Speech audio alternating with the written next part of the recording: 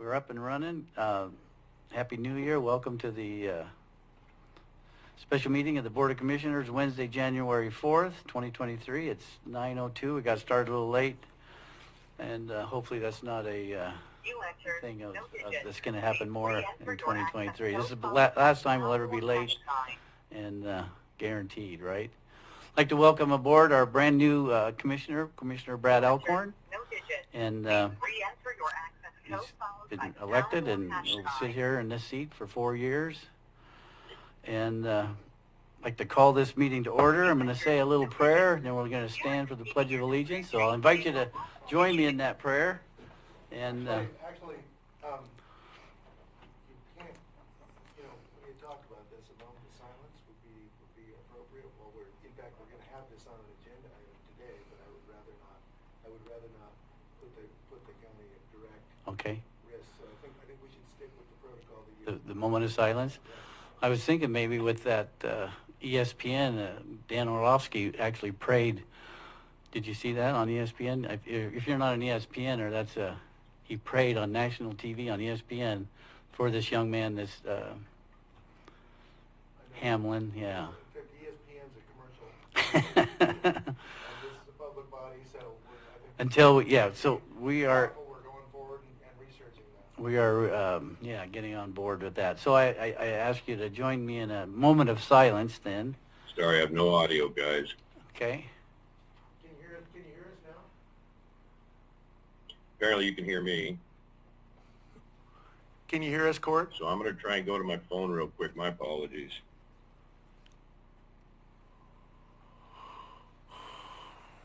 So we'll do a moment of silence. And in that moment of silence, do remember that young man, 24-year-old safety for the Buffalo Bills who was in cardiac arrest.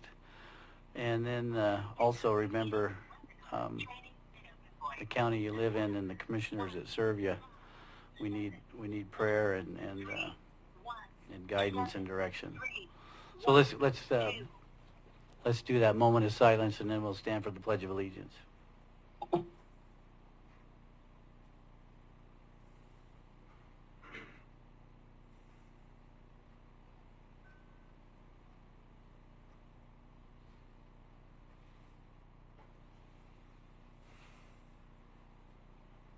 All righty, thank you, folks. Let's stand. We'll do the Pledge of Allegiance. I pledge allegiance to the flag of the United States of America, to the republic for which it stands, one nation, under God, indivisible, with liberty and justice for all. All righty, amendment/approval of the agenda. 6, 2, 3, 4, I noticed 5, that 9, 4, Commissioner comments weren't on the Oh, we should have put them on, sorry. agenda, so let's add that at between 7 and 8. Sure. No Okay. digits. Please re-enter your access code followed by the pound or hash sign. Brad, you got anything to need to add or delete? Or You entered no digits. Are we good with the order, sequence of everything? Anything we need to change? I think so. Let me look at it 1 second.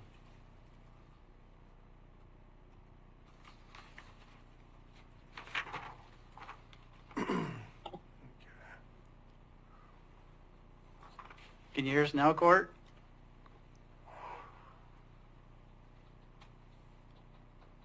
Commissioner Boyce, can you hear us?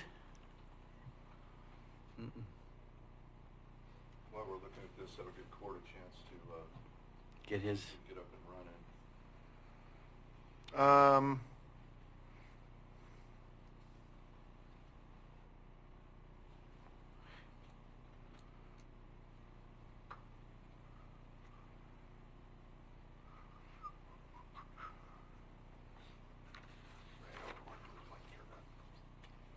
No. There you go. All right. Thanks, JJ.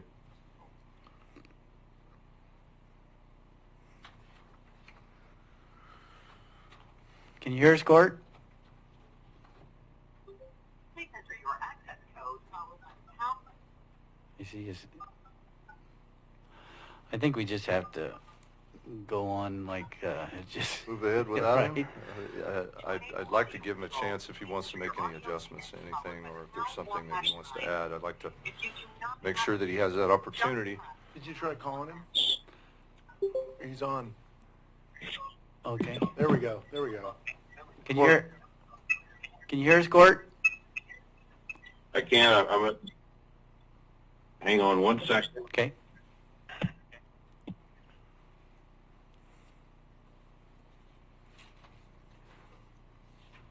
I'm seeing if I have audio now on my go-to.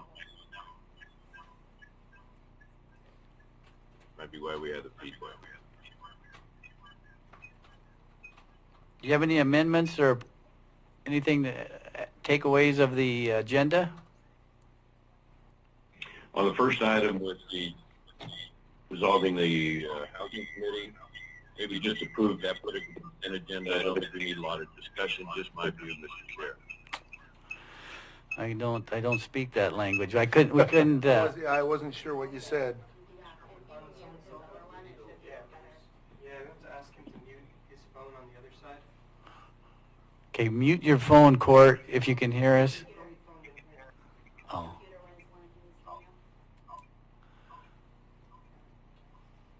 Well, before we do that, I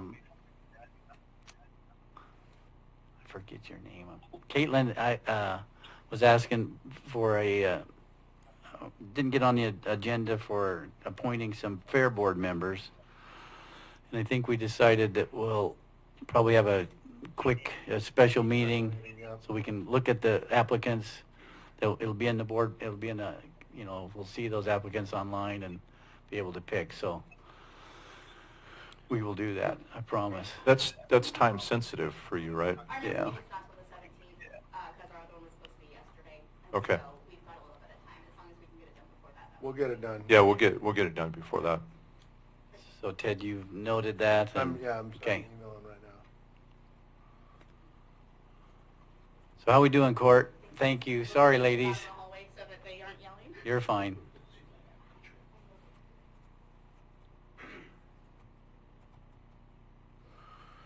Can you hear us, Court?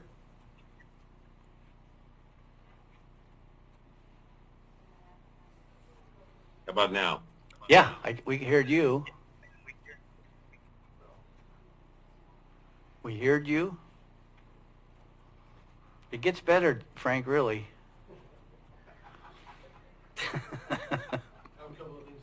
Okay. Yeah. Instead of listening, can you hear me now?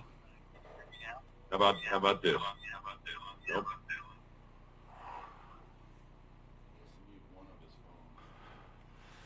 Yeah, the little mute sign is on.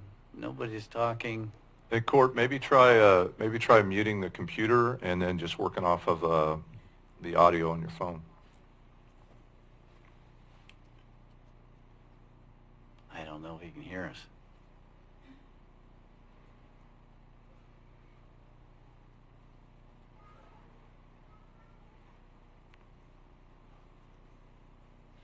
Keep muted. It's muted now. How we doing, Eric? Yeah, he's got the audio coming through his computer and his phone. It's making a feedback loop. So Right. he needs to mute one or the other. So you've got it muted on the computer, right? So he's unmuted now. He's unmuted. I just muted the phone. Okay, perfect. Will that work? Can you hear us? I can hear you fine, but feedback. Then, If he goes off the speakerphone, he should be able to just speak through the phone normally. so take your speaker off your phone and hold it up to your ear. How about a test? Yeah, does that work? We'll make it work. Again, my sincere apologies, Board. So, Court, how you looking on the agenda? We're looking to amend or approve the agenda. You got any additions or corrections? The only thing I had it on. No, we got feedback again. And this is so faint. How about now?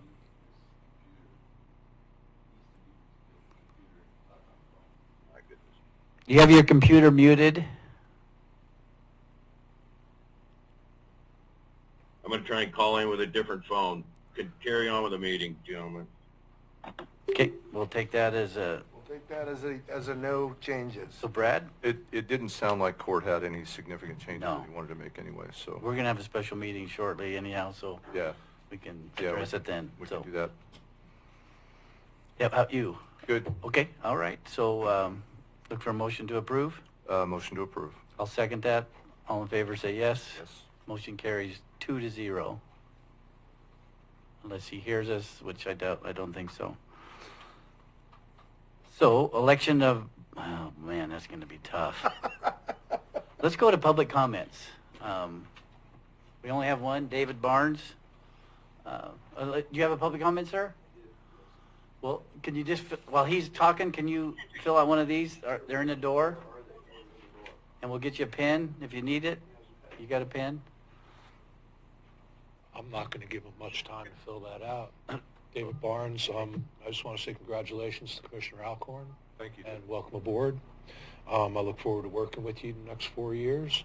And that's really all I had to say. Thank you. Appreciate it. Enter your audio followed by the pound or hash sign. If you do not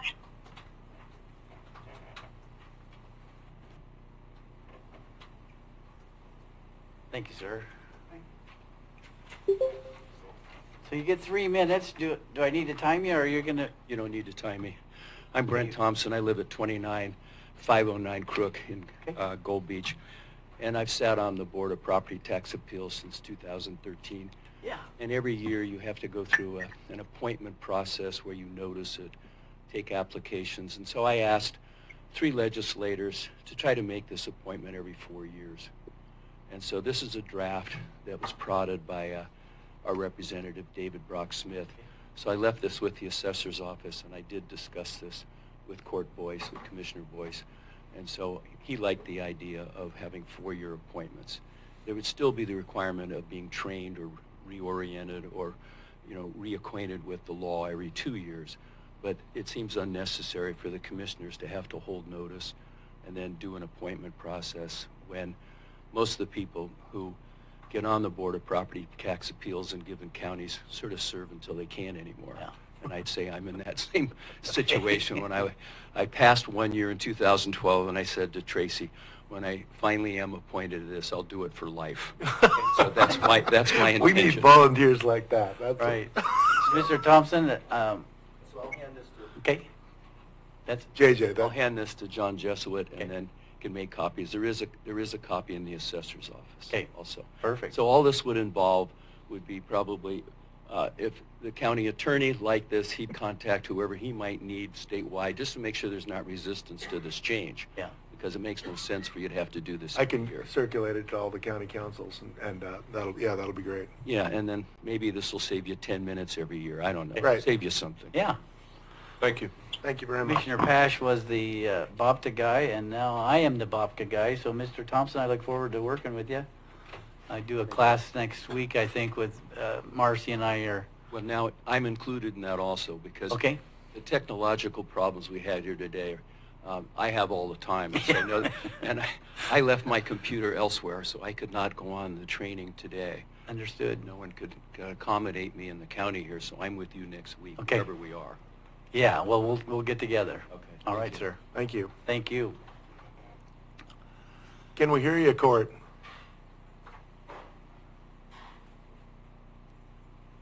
How about now? Yep. That sounds good. Yep. So I tried a different phone, something seemed to quit.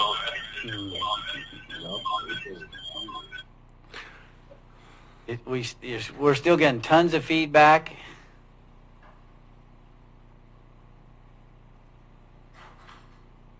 Nothing.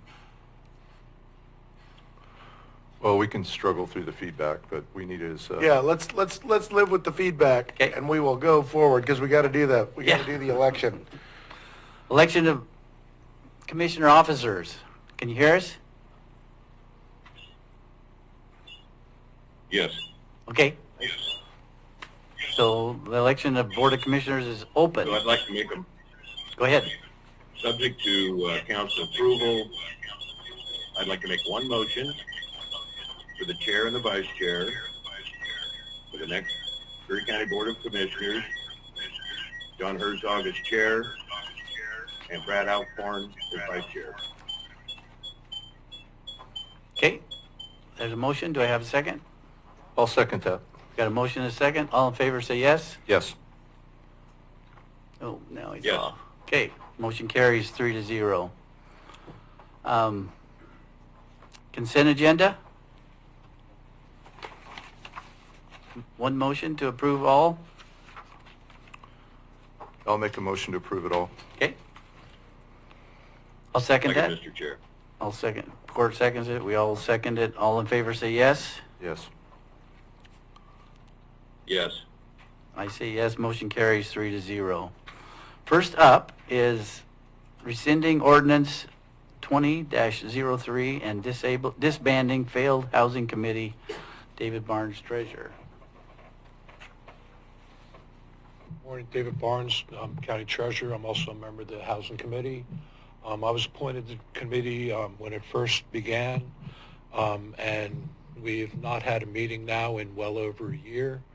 I came to this panel back last year sometime and asked to have this committee disbanded as it was really serving no purpose. Commissioner Herzog, you mentioned at that time we wait a few months and see how it goes. It's been 11 months. We haven't had a meeting. There's been no attempts to have a meeting, and I'd ask that the committee be disbanded at this time. Okay, commissioners?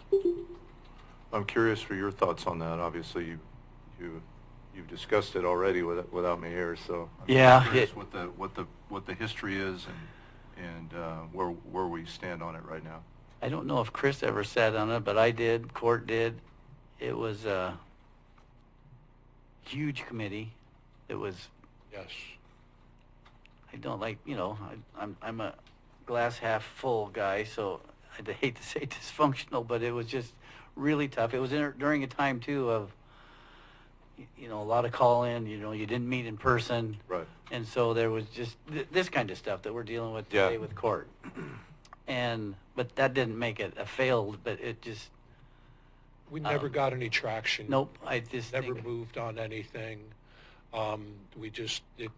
We never had there was no focus to it. Yeah. And the meetings, even a year in, we were discussing Robert's Rules of Order and how to conduct a meeting. yeah, it was, There was never anything of real substance on it.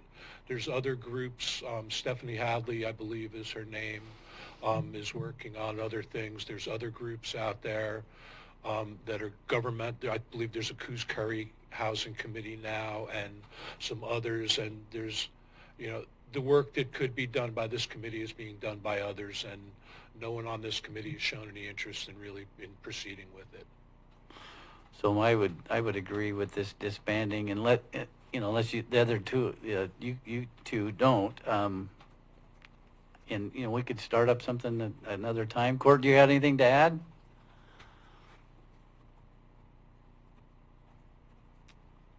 Well, what I'll add, Okay. John, is there's definitely a need for organization and stakeholder and community input on our housing issues, without a doubt. Yep. But perhaps it's a good time to disband, and then maybe we can look at, Yep. a new beginning, if you will. Yeah. I think that one of the problems with the committee was that we tried to be very inclusive and have somebody from numerous different aspects of life and just, somebody from the education side of things, from the homeless side, from the veteran side, from the senior side, and we had a hard time filling all the positions. Yeah. We had one gentleman who was on the committee who passed away. Yeah. Unfortunately, Mr. Strom passed away from COVID back early on, and after that, it just kind of seemed that we never really got focus on anything.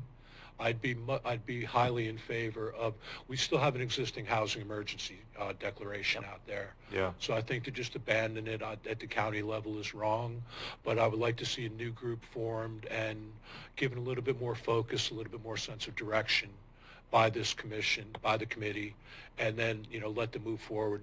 I'd prefer a much smaller group. I think we had 13 members, or 15 members Yeah. on this, and it just became too unwieldy.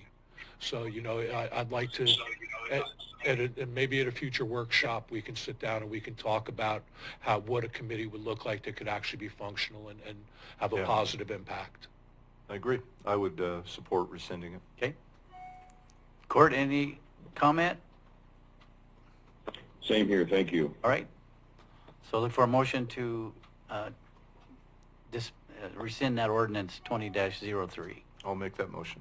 Okay, I'll second that motion. All in favor say yes. Yes. Yes. Motion carries 3-0. Thank you. Thanks, David. 6B is accepting Curry Health Foundation grant for aquatic safety program. Luke Martinez. I was at that grant event, and it was awesome. So go ahead. Morning. Welcome, Luke. Morning. Congratulations, Mr. Alcorn. Thank you, Luke. Commissioner. Yes, today I'm just here this morning. Thank you for your time to accept the Curry County Aquatic Safety Program's grant from the Curry Health Foundation for $2,500 for a first aid trauma kit and an AED for the patrol vehicle. Making contacts out in the field, we render first aid at times for those visiting. So this is the second grant that the program has received from the Curry Health Foundation, and we'd like to thank them very much for that. The Curry Health Foundation has given over $1 million, I believe, since their existence. It's I think 5 or 7 volunteer members that are on their board and serve to appropriate that funding out to programs for life-saving aids. I know they gave search and rescue some funding as well, so it was really great. We really appreciate their funding of our programs here at the county. So I'd just like to thank them very much, and yeah, thank you. There was pictures. There was something in the paper too, wasn't there? Yeah. Yeah. Yep. I can let the sheriff talk. Yeah, search and rescue got some packs, correct? They got packs. Yeah. Yeah, so pretty awesome group, and they funded a couple other projects. I know something at the hospital, right, for some type of scanning machine, I believe, as well. So yeah, just incredible. Over Fire Department, I think, got some. Yeah. They So do a fantastic job. Really great program. So we thank them very much for their dedication to our county. Thank you, sir. Thank you. Have a great day. Next up is mandatory notification of Emergency Management Department upon discovering a disaster or emergency. Monica Ward, Emergency Management Director. Good morning. I'm Monica Ward, Curry County Emergency Management Director, and I submitted this ARS because for emergency management to properly get all of the processes in motion to bring resources to the county, to inform the public of any hazards or ongoing emergencies, it's pertinent that my department be notified immediately of any hazards or emergencies that when they're discovered. For example, any landslides. If I've been notified right away, could have gotten a lot of the notifications out to the public. I actually had to learn through Facebook, and Facebook is big in this county, but just improving the communication and collaboration between all the departments in the county, it's going to just benefit the community, improve safety. Perfect.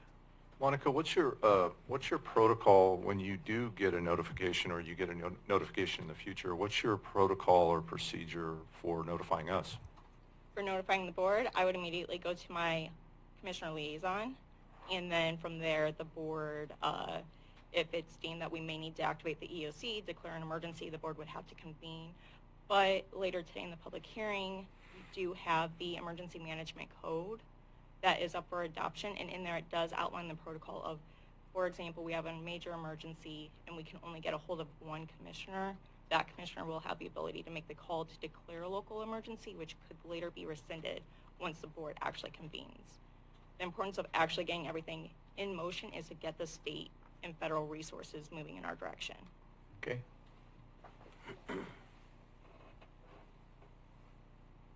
So you would notify your liaison, the liaison notifies the other two? Correct. Okay. And by notifying one commissioner, for example, the December 9th storm, I immediately notified Commissioner Boyce of everything that was going on because I was already on multiple phones trying to coordinate shelters and any resources coming into the county.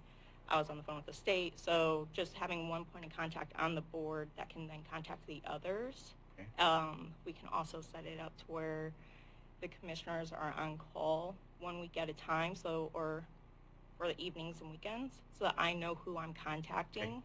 And it's not always my liaison, because we all deserve to take some time away and not be on call 24/7 Yeah. and take some vacations. But letting me know who I'm supposed to be contacting that week during the off hours would be beneficial. But at this time, I've been contacting my liaison. Okay. And So the question, sorry, the ordinance says the same thing, reserves it to the liaison, or does it have a different? No, we did not put that in the ordinance or the code. So the ordinance just says it goes to your point of contact, right? Or, It just says going to the board. okay. We did take the code from all the other counties Okay. in Oregon, and no one actually outlines it to that amount of detail. Okay, sounds good. And Monica, just so you know, and I'll be talking about this later on in our meeting today, but when I accepted the responsibility of this position, that means that I anticipate and expect phone calls at 3 in the morning and 2 in the morning. So I just want to be really clear that if you're called about an emergency, I definitely want to be notified of that emergency and will become immediately involved. Perfect. I appreciate the assistance and support. yep, If I may, Mr. Chair? sure. I did immediately, once I was in consultation with Emergency Management Director Ward, I contacted Commissioner Herzog. Again, that was immediate, and was unable to get a hold of Commissioner Pash. So I'm in full agreement with all three commissioners being almost simultaneously notified. Whatever path we want to take, I'm sure would be acceptable. And Ted, there's no conflict there of commissioners contacting, no, okay, we're Not good. an emergency, Yep. we're kind of counting on that happening. Yeah, Yeah. all right. All right. So, is this a voting thing?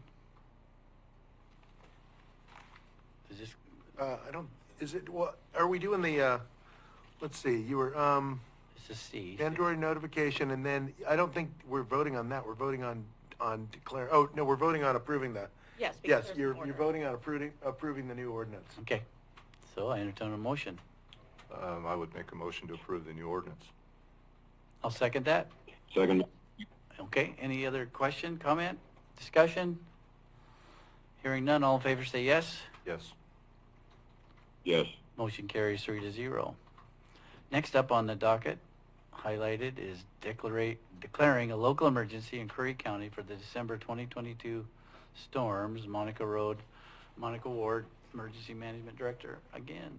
All right. So we had two major storms in December 9th, December 25th, 26th.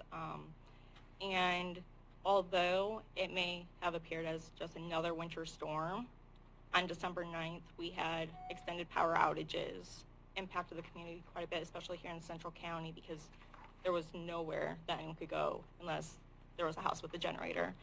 And all that debris, all the issues that we were experiencing that didn't get cleaned up, the Christmas weekend storm, that just compounded, and we have reports of damages exceeding $3 million, specifically the North Bank landslide, but there's also Sixes River Road landslide, and then the ports have received damage.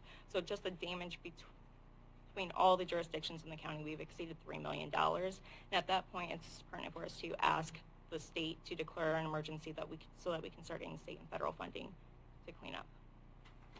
Okay, discussion? Well, we need that state and federal funding. Yeah, So, yeah, we do.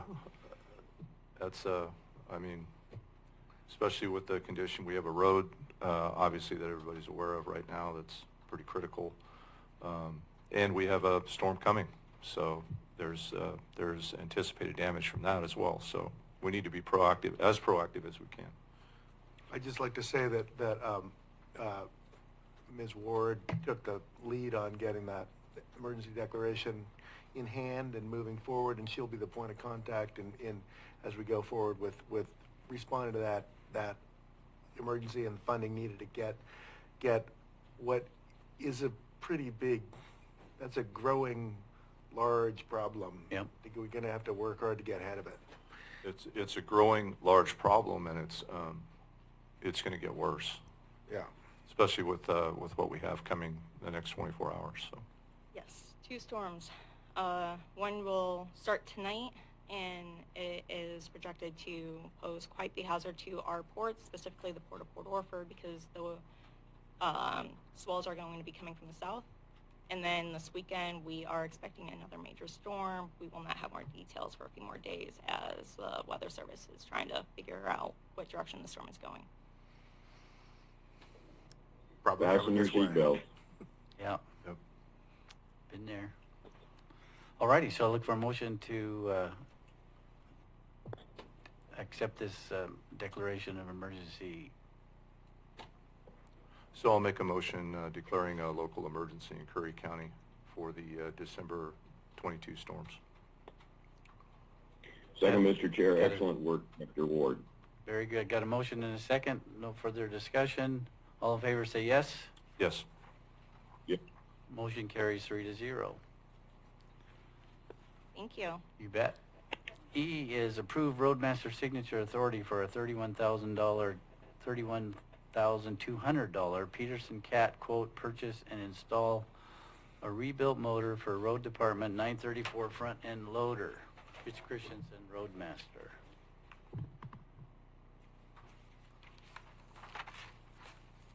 Morning, Board. 6E.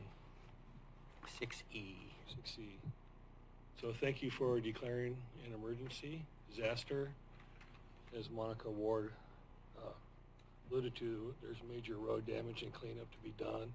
That's in, the several millions of dollars potentially. So we're working closely with Monica Ward with that, and we're documenting all our time in the thought that this will become reimbursable by FEMA. So all our labor, materials, and equipment, and contractors. Under this agenda item, during the first storm event, our North County crew was responding to downed trees, and on Saturday, December 10th, they were handling dispatch calls, and our front loader threw a valve while we were loading the equipment between job sites, pushing trees off the road. And anyways, they broke down the road, and the crew, and it wouldn't move, wouldn't turn over. The crew brought another front loader up there and picked up the back end of it so they could wheel it to the road shoulder in front of a big ranch up Langlois Mountain Road. The shop came out and looked at it on Monday, and they couldn't figure out what was wrong with it, but the motor was locked up. It had plenty of battery juice. It had the oil, and the oil pan looked good, but there was antifreeze all over the top of the motor. They just couldn't figure out, so they immediately contacted Cat Peterson, or Peterson Cat, and they sent their road mechanic over the very next day on Tuesday, and they pulled the valve covers off and inspected it, and determined that a valve had broke and dropped into the cylinder and got locked up in the cylinder during a compression stroke. And so, looking at the time to rebuild this motor and all the parts and materials, the shop and I determined that a couple things is that it would be more cost effective and more timely to get this piece of equipment with the motor replaced. And to replace the motor is $31,000 with a $4,000 core charge, and the core charge is only given if the motor can turn. And so what they plan on doing, if you approve this quote for $31,000, is they're going to pull the head off, pull that valve out, put the head back on, and as long as that motor would turn around, we'll get $4,000 back. So the repair will actually be $27,000, and they feel pretty solidly that that would work. To buy a new loader would be over $200,000, and attached you'll see $189,000. But that doesn't include that the new loaders are fusion type attachments, where our other ones are called IT. And these are the attachments that are for our forks, our buckets, for our brooms, and everything. So we don't want to go there. This loader is 2005. It's still a good loader, and it'd be more cost effective to repair it than to replace it. And they have a motor in stock. And actually, they also have a loader in stock. And so, but we would like to go with replacing the motor. We could probably have it back up and running by March. This equipment is critical to our North County operations. Its life is full-time in North County, and it's there to respond to storms, push trees out of the road, but also for daily maintenance and operations in North County. And we can't afford to keep to mobilize equipment from Central and South County up there to do all this work, and that costs a lot of money. So Rich, do you guys rebuild, or do you do the, or does Peterson do that? The Peterson Cat will do that. And That's the all-in price is that's the all-in price. 21,298 Well, there's minus 4 maybe. Yes, and there'd be one more price because we're waiting to determine where to tow it. It's still out in the field at this ranch. Okay. And because it takes a special low boy with a winch to get it on there, and we would rather winch it, take the low boy straight to Peterson Cat in Coos Bay, then bring it to our yard and avoid that cost. Yeah. And after the repair is made, we'll retrieve it with our own low boy. And it's your recommendation to replace it instead of replace the whole machine. Any questions for the commissioners? Yes. So the $4,000 core cost, is that included in the 31? Yes. Or is it 31 plus 4? It's included in the 31, and then once that core is, the motor turns over, they'll reduce it to 27. Okay. Richard, what caused the damage to this? It's I wouldn't say it's wear and tear, because we have not a tremendous amount of hours on it. I can't remember what the hours on it, but the hours were less than what we looked online for used equipment as part of this process, and the equipment we were seeing online was running from, say, 2005 from $40,000 to $80,000 used, but it had a lot higher hours. And so, I really don't know what it takes for a valve to break, but it did. Did Peterson have any suggestions of how it happened? I don't know. I don't know that we asked that question. I asked that question.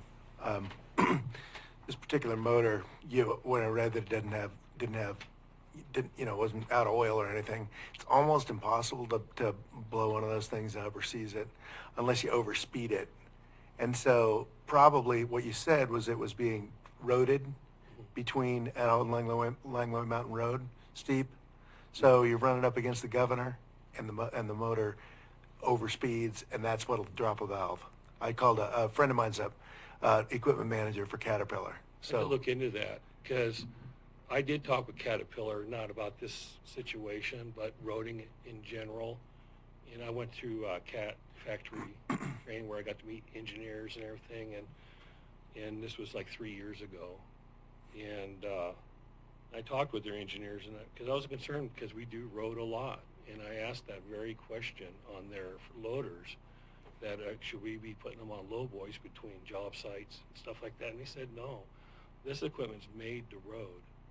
Okay, specific. And so the thing is that, but I'll look into that question. I think when you're talking about roading and then you're talking about Langlois Mountain Road, you're talking about two different things. And I think it would, the only way I could picture bringing a piece of, unfortunately I know more about Cat engines than I should. So I've bought a few, and I ran a company last year that bought and sold Cat engines, and I have destroyed my share of Cat engines and paid for them myself. So I think I don't know how you'd want to be going low and slow, and it sounds like you were having to travel long distances there. And that's what they typically do. Yeah. They've done historically at the road department. But I'll definitely look into that and find out. And I'll ask that very question that you asked about the governor, Yeah. overspeeding, if that could have made the valve go. And I'll find out. And if that's the case, then, we should be putting... You might want a different policy on how if you're handling, it wouldn't, like if you're down on the flat, that's one thing, but if you're if you're working against the clock, and if you're already in an emergency, and I know the guys are trying to, everybody's pushing, but it's kind of like what the Navy SEALs say, slow is fast, because I mean, sometimes it's better to, and so you might just want to look into that and see if there's a Well, better way to. the two operators I had work in North County that night have over 35 years of service with the road department each. They're both retired, Lynn and Al. Lynn and Al, and they're our best equipment operators. And so this is what they've been doing for the last 35 years. And so, I looked into it, and I'm going to look into it more. And I totally think that if there's a better way of doing it, we need to change. But if we do end up having to do a lowboy, then and lowboying in between all these jobs, It'll be more expensive and slower. our costs are going to go way Right. up. And so the thing is, our labor and costs, and plus we only have 2 people that work in North County. How do you do it if you're out there and you're running that? Do you have a truck behind it, or is it just the one guy in the machine? Sometimes they have one depending on where they're at, Highway 101. Like Yeah. if they're like leaving our yard going south on 101, that big grade. Right. There needs to be a truck behind that.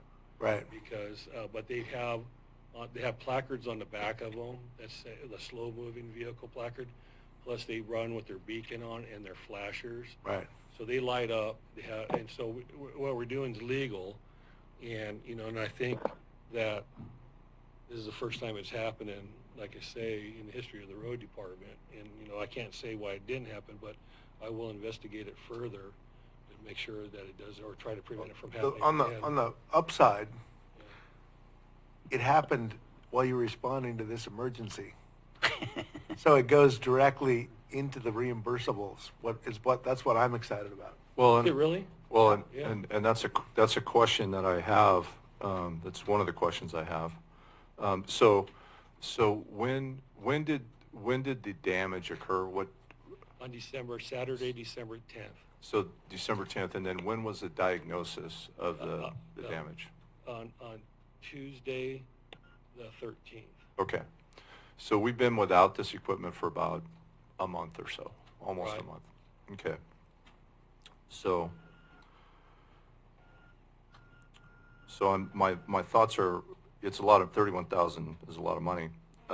So my thoughts are that if that is covered under that umbrella, which I'm thinking it would, I know we won't get that money immediately, but I would like to know that we would at least be expecting it. And then because we've already gone a month without it, can we put this off until we get answers to that question? And can we put this off until we can also take a look at our budget and see where we stand budget-wise before we make a commitment to this money? Is that a question Mr. for Chair? me? That's a comment for discussion with everybody Yeah. else. Court? Hey, thank you. Roadmaster Christensen, forgive me if you referenced a guarantee, but on the rebuild, repair, that process, what kind of guarantee would we have? Mileage?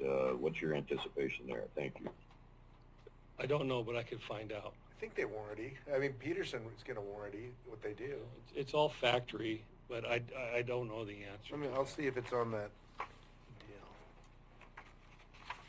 I mean, it's probably not a new warranty, but I would expect. No, but they'll it's some type of warranty. It's a remanufactured engine, which means Yeah. that comes with a reman Something. Right. warranty. So I mean, it's not going to be like they're just going to walk away. Yeah. Basically, they stick that block in there, and then they put everything else around it. They're not going to warranty the old stuff unless they find it and replace it as Yeah. they go. So, but the block is going to be warranted. Is there potential for more costs associated with it, Richard? I don't believe so. I believe this is worst-case scenario, and this is the way we can control that cost. And since it's a low hours machine, it's not gonna, you wouldn't, I think your costs are wrong on for used machines. I think they're a little bit higher than you'd actually get if you sold it. So I think your best bet is to rebuild it. And since it's a low hours machine and it fits all your other, it fits all your attachments, you can run that thing for a long time. And that's how he'll recoup his cost. I think it's a good way Yeah. to go. And to Brad's question, I think time is of the essence. So I think What's the exigency? We have a storms, just Yeah, but can we contract that service out? Can we lease one? I don't know, Peterson. We could definitely rent one. It'd be high cost. And we could, be hard to contract it out. I don't know who I would contract with North County, but I wouldn't be able to control cost. It's, how I'm running North County right now, it's part of a strategic plan where, when I first hired on here, both these gentlemen retired, and we were having, run over deer, down tree calls, and it was costing a fortune sending people from Brookings or Central County up there. And so I asked the office manager to work out a cost estimate for us, a call-out response from South County staff, from Central County staff, and at that time, this is back, 2018, it was to send just one person from South County in a pickup truck to respond to a dead deer or a down tree was $300 minimum. From Central County, it was $200. This is the equipment, the vehicle, and labor. And then, but if I had someone in North County, it was $100. So at that time, I asked both those retired gentlemen if they would consider coming back as part-timers, and they did. They love working for the road department, and so we were saving money by bringing them back. Then one of them this last year asked, "Hey, I want to come back full-time," and we just hired them back full-time. But they both live there. They have fast response, and we used to have a full crew up there years ago. We used to have like 60 people in the road department. And that North Division was fully manned or staffed, and now we don't staff that, and so we mob in for most of our maintenance and repair up there, extra equipment and staff. But for our emergency response, it's those two gentlemen with 35 years of service each, and just a loader, a truck and snow plow, and a rock run truck. That's all they have, and that's stationed there all the time, 24/7, in case dispatch has an emergency call. And like tonight, we're expecting a huge storm, and we're not going to have our loader up there. Right. And so, we think it's pretty critical we get this repaired as soon as possible. I think that's a strong argument for renting one in the interim. Well, and that's my thought. I mean, we've gone a month without it, and it is a lot of money. And, how many times are we going to need it in the next 2 or 3 months? We've already gone a month without it. And a lease option rather than spending $31,000 right now until we know more about how we're going to pay for it and what our funding looks like to pay for it. I would be cautious before we spend any money. How about, Richard, is there anything you can put up there like a backhoe or something that, Yeah, I currently have a backhoe. there's a there storm right now. coming? Yeah, no, and the backhoe is there now. Okay, all right. And so, but it's not like a roading type of equipment. And so the thing is that, I reviewed the budget, have plenty of money in the budget to cover this expense. And so, and I could go over that line item if you like. And so, I mean, as far as the overall road department budget this year, we can fit it and absorb it. Was this machine listed in your capital improvements plan or whatever it was Yes. to replace? Yes, it was. Because Okay. it is 10 years old, and yeah, this did happen quite a while, Mr. Alcorn, Commissioner Alcorn. We've been looking at, because this equipment is over 10 years old, and heavy equipment on the road department equipment replacement plan. This is before me. This is Dan Crumley. It was like 10 years. Showed like 10 years. Do we do that, or is that industry standard? Yes, but that's not what we're looking at. And we're looking at that we have plenty of service life into this, and that it's for emergencies, and that it's one of our older pieces of equipment that's blue def or whatever they call that, all the new emissions.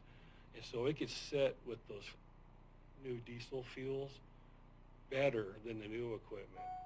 And so, does it run all the time? No, but when we are working North County, that's one less piece of equipment that we have to bring there when we're doing maintenance and operations. But in emergencies, it saves us time and money. And we have plenty of money in the budget to cover it. Well, believe me, Richard, I want to make sure that you have the tools you need to be proficient and do your job, but I also want to be financially responsible in the county's money. And that's why I want to be really cautious about just pulling the trigger on $31,000. Well, the kicker for me though is if we're going to spend it, if we're going to rebuild this, if we're going to fix this machine, which I think eventually we will, we need this machine. Well, we're going to fix it or replace it, one of the two. Yeah, and I just heard some strong arguments about just fixing it. So that's 31,298 minus 4,000 if we can get that thing to turn over after that valve comes out. But then we're going to spend, I don't know how much on renting or, putting it, having a piece of equipment up there for the storms. So, Well, we won't have it. It's not going to be done. And what's Yeah. the time frame it takes to Said get done? March. We're looking at March max. They always give you a conservative. We're not going to have it. It's not going to be here. I'd like to put this off until we can do a better assessment of Richard's budget, better assessment of the county's budget, and then maybe we look at some type of a a cost analysis or something like that where we do a comparison on renting that equipment or contracting that service and see what the comparison costs are to purchases. Well, Mr. Chair? Go ahead, Court.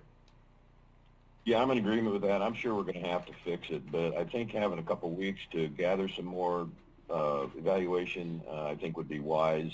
We might want to encourage Roadmaster Christensen to let the people know that we're taking a close look at this as far as repair company. But I think, yes, we should bring it back on the 18th, and we'll have better information. Thank you. By that time, you can get lease rates from Brett. You can do it. You can get all this stuff figured out, and then I think then you'd be looking at because we're kind of looking at a replacement. That one you got, is that a used machine? The one that you listed in there for 189, or is that No, that's brand new. okay? Because also there's we have the option to look at used too. There's stuff out there, and the way the economy's going right now, as used equipment, they've been really hard to get, and it's been worth way more than it was over the last couple of years. But just we at least ought to look at it, so we say we exhausted all possibilities. Well, and if this falls under the umbrella of the federal money, I wonder if that would be a full replacement cost that we could submit. Yeah, for. good question. I don't know that. That would be great. Anyway, answering those questions would certainly help me make a more informed decision before just spending the money. Sounds like we have a consensus to put this off till September. Till the January 18th. And I do like the fact that it is older and it doesn't have to have all that def, and because so we will.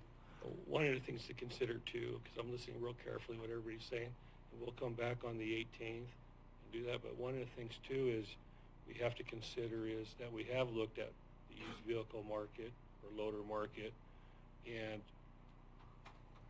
we'd be trying to, if we buy a new one and we try to sell this one broken, we're not going to get very much for it. Whereas if you did put the money into it, you're going to get the money back. Yeah. And Maybe it depends on. You kind of have to look at it. I talked to a guy with a subscription service. That's and you can get pretty accurate current rates for a low hours machine like this, and it might be a push.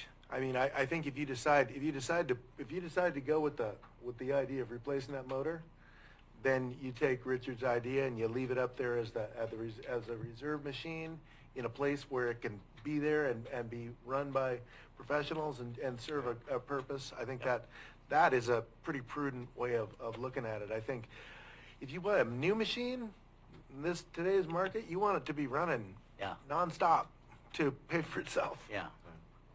So you got, if you missed it, if you need questions or, I'll watch the Okay. on YouTube this All right. meeting. And, Court? and I'll follow up on all these questions. Court, do you have another question?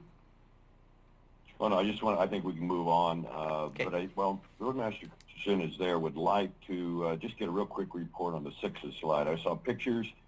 It didn't look much better than the North Bank. Could you give us a brief update, please? Yes, I equate that picture as making a keeper lingcod look like a 40-pounder, and like they're holding the fish out to the camera. So that ended up, I brought Chris Els from GRI Geotech up there yesterday because the picture was so bad, and we looked at it, and the slide is not as significant as the one we have on North Bank Road. And we are going, it will qualify for FEMA, and we're going to repair it in-house with 200, 300-pound class riprap. We're going to start that project next week. We have some traffic control up there, and we're going to monitor it. But our goal is to have that fully armored with riprap next week. And that's eight miles up, 8.5? Yeah, it's right about 8-9 miles up, right at the Narrows. And what it was is a big, huge fir tree of old growth.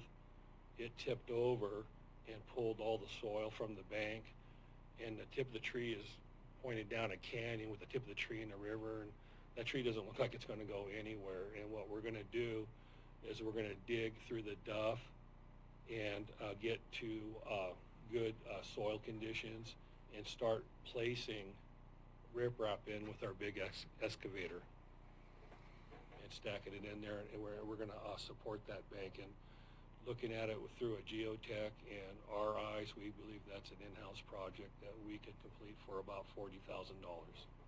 Okay. Does that answer your question, Court? Time, Mr. Okay. So Yeah, thank you very much. we're going to put E on hold. F is, next one up is approve Roadmaster Signature Authority to purchase the Rapid View Ready trailer from SWS Equipment. Yes, and so this one here is the SWS camera equipment we purchased a few months ago. And last month, the ambulance became available from Calor Lifeline. I had staff, measure that ambulance. Well, it wasn't that one, but it was the one. But it was one just like it. And check the inverter to see that it could that it could run the camera.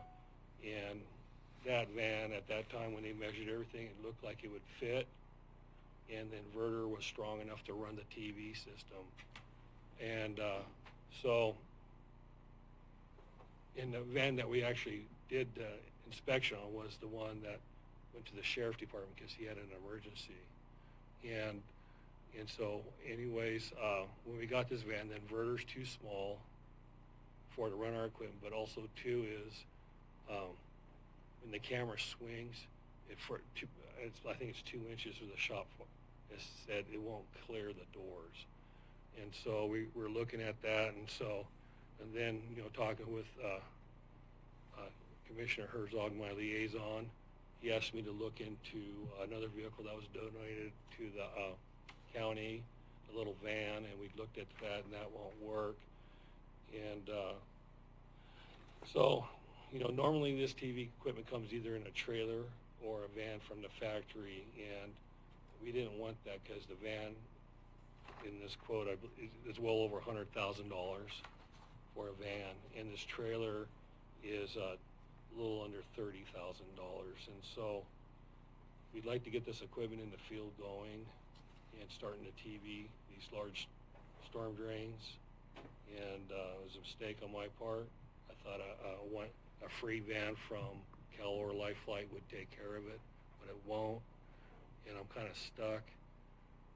with no way of operating this equipment unless I get, and I talked with CalOR if one of their larger vans would be becoming available, and nothing was in sight.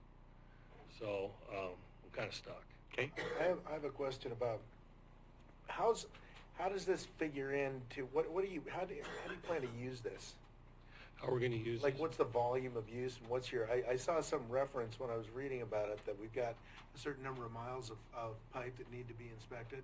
Yeah, it's I believe it's 34 miles of pipe we have, and How do you I inspect? don't have that number right on me, but it's a really big number like that, or 33 miles. And so the thing is, we have never had a proactive storm drain maintenance program. It's always been wait till something breaks or something plugs or something like that. And so, which I know is very costly, and sometimes you can't control costs because something that could have been a clean or a repair ends up being a sinkhole.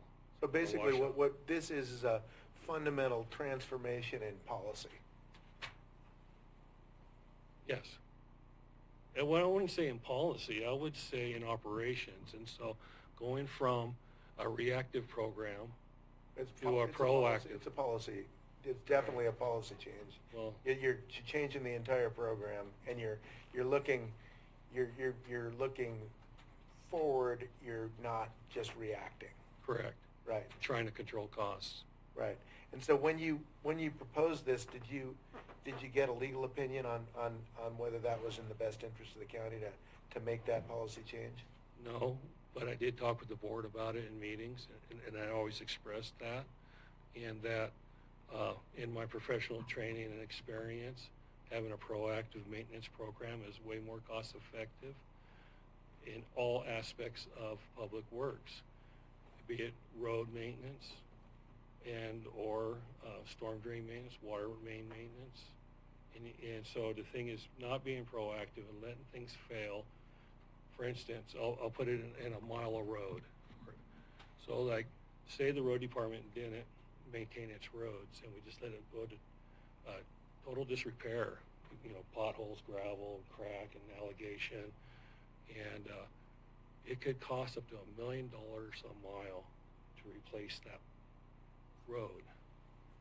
Okay? Or you could let it go down, not really do any maintenance, but what you do is you just let it go for 25 years, 20, 30 years, and now it's all kind of cracking and it's starting to ravel and everything, and you could do an overlay, which used to be about 200,000 miles, now it's like 220,000 miles.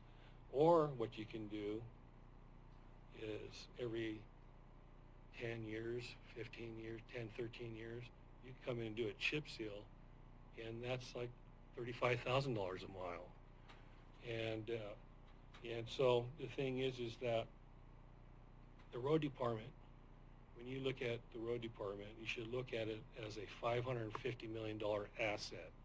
And that's based on 2012 values by Dan Crumley in his report.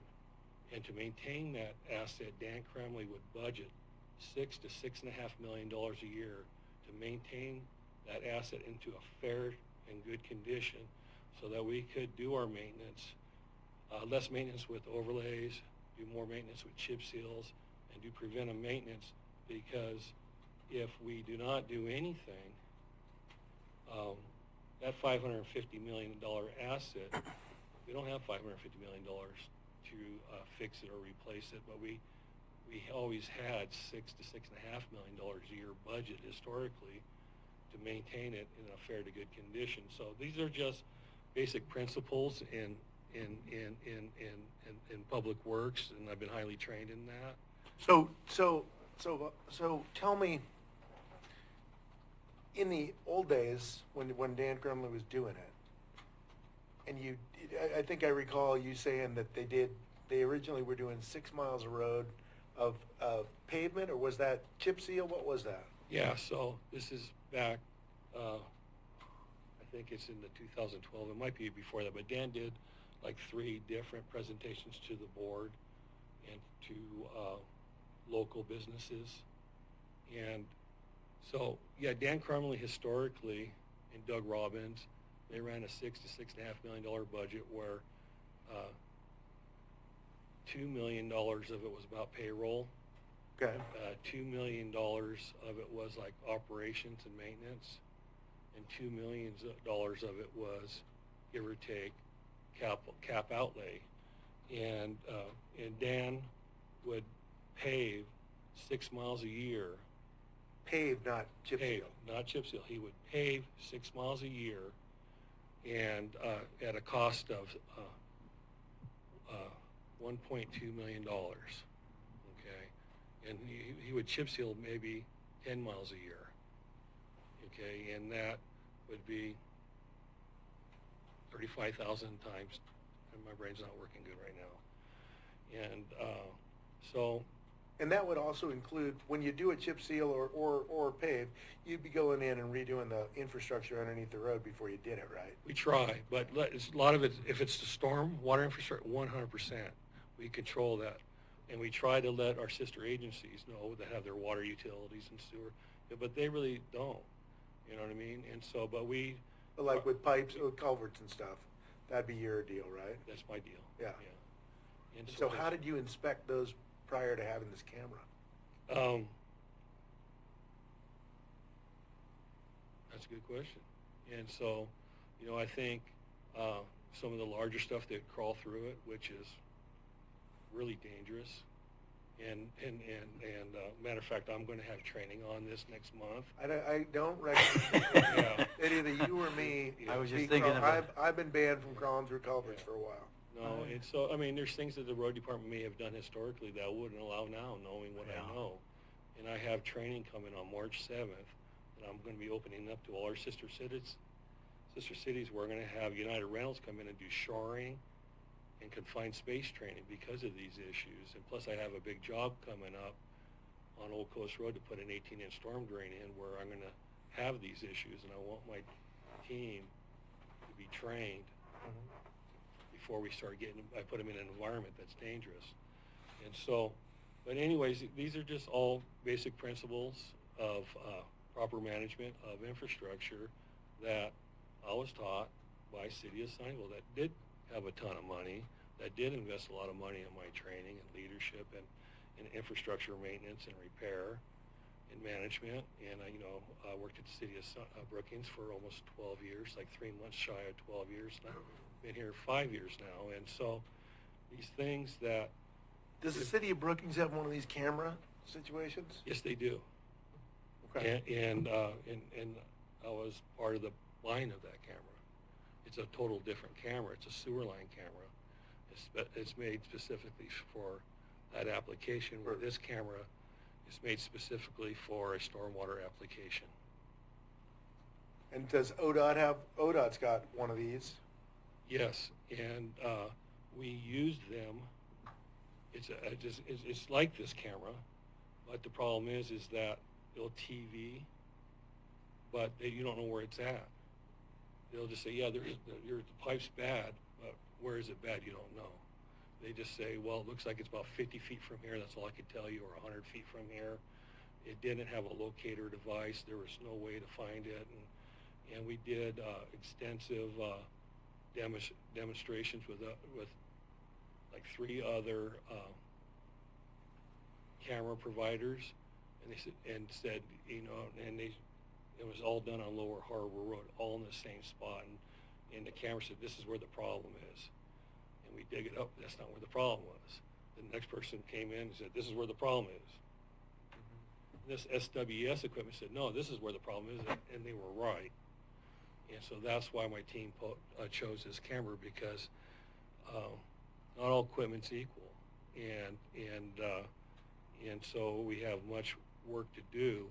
And my goal is to get the entire system TV'd as soon as possible, so that way we could put the information into some type of a repair program or into the master plan, because this is what you don't want to happen. You don't want, this is worst case scenario, this is the thing that I fear. Big storm comes and it blows out a storm drain, floods a whole neighborhood, blows down a house or school or something, and I go, and the state asks me, hey, when was the last time you inspected that? Well, I don't know.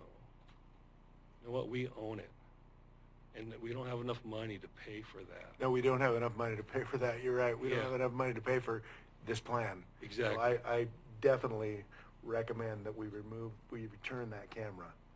That we do not have enough money to inspect and then own all of the potential liability that's out there.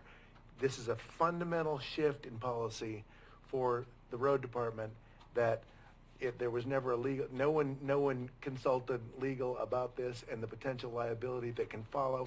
I've got a lot of real world examples. I get where you're coming from.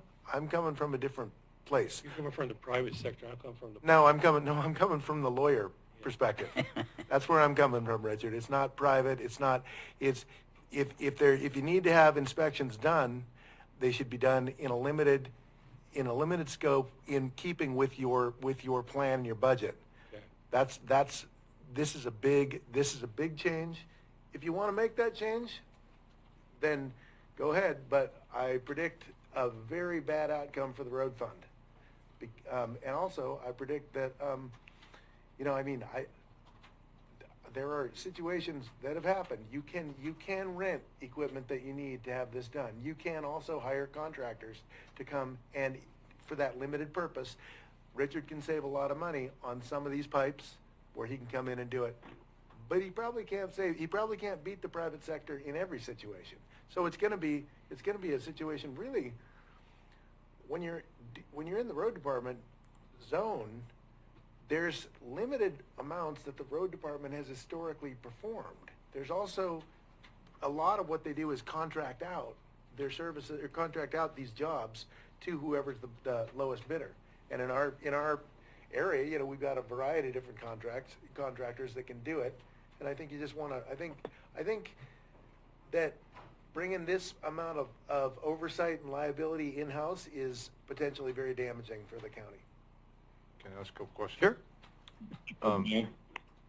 Richard, I didn't get to weigh in on this. This happened before I was here, but I do remember sitting in on some of the meetings and discussion about it. What was the total cost of the camera? $187,000. 187, and then your ask today is another 29,000. Correct. 29 and a half. 29 and a half, and the 29 and a half is what's necessary to make the original $187,000 investment, make it work, right? Correct. So we need the 29 additionally. 213 total. So 213 all in total. What's the status of the camera now? Do we have it? Is it?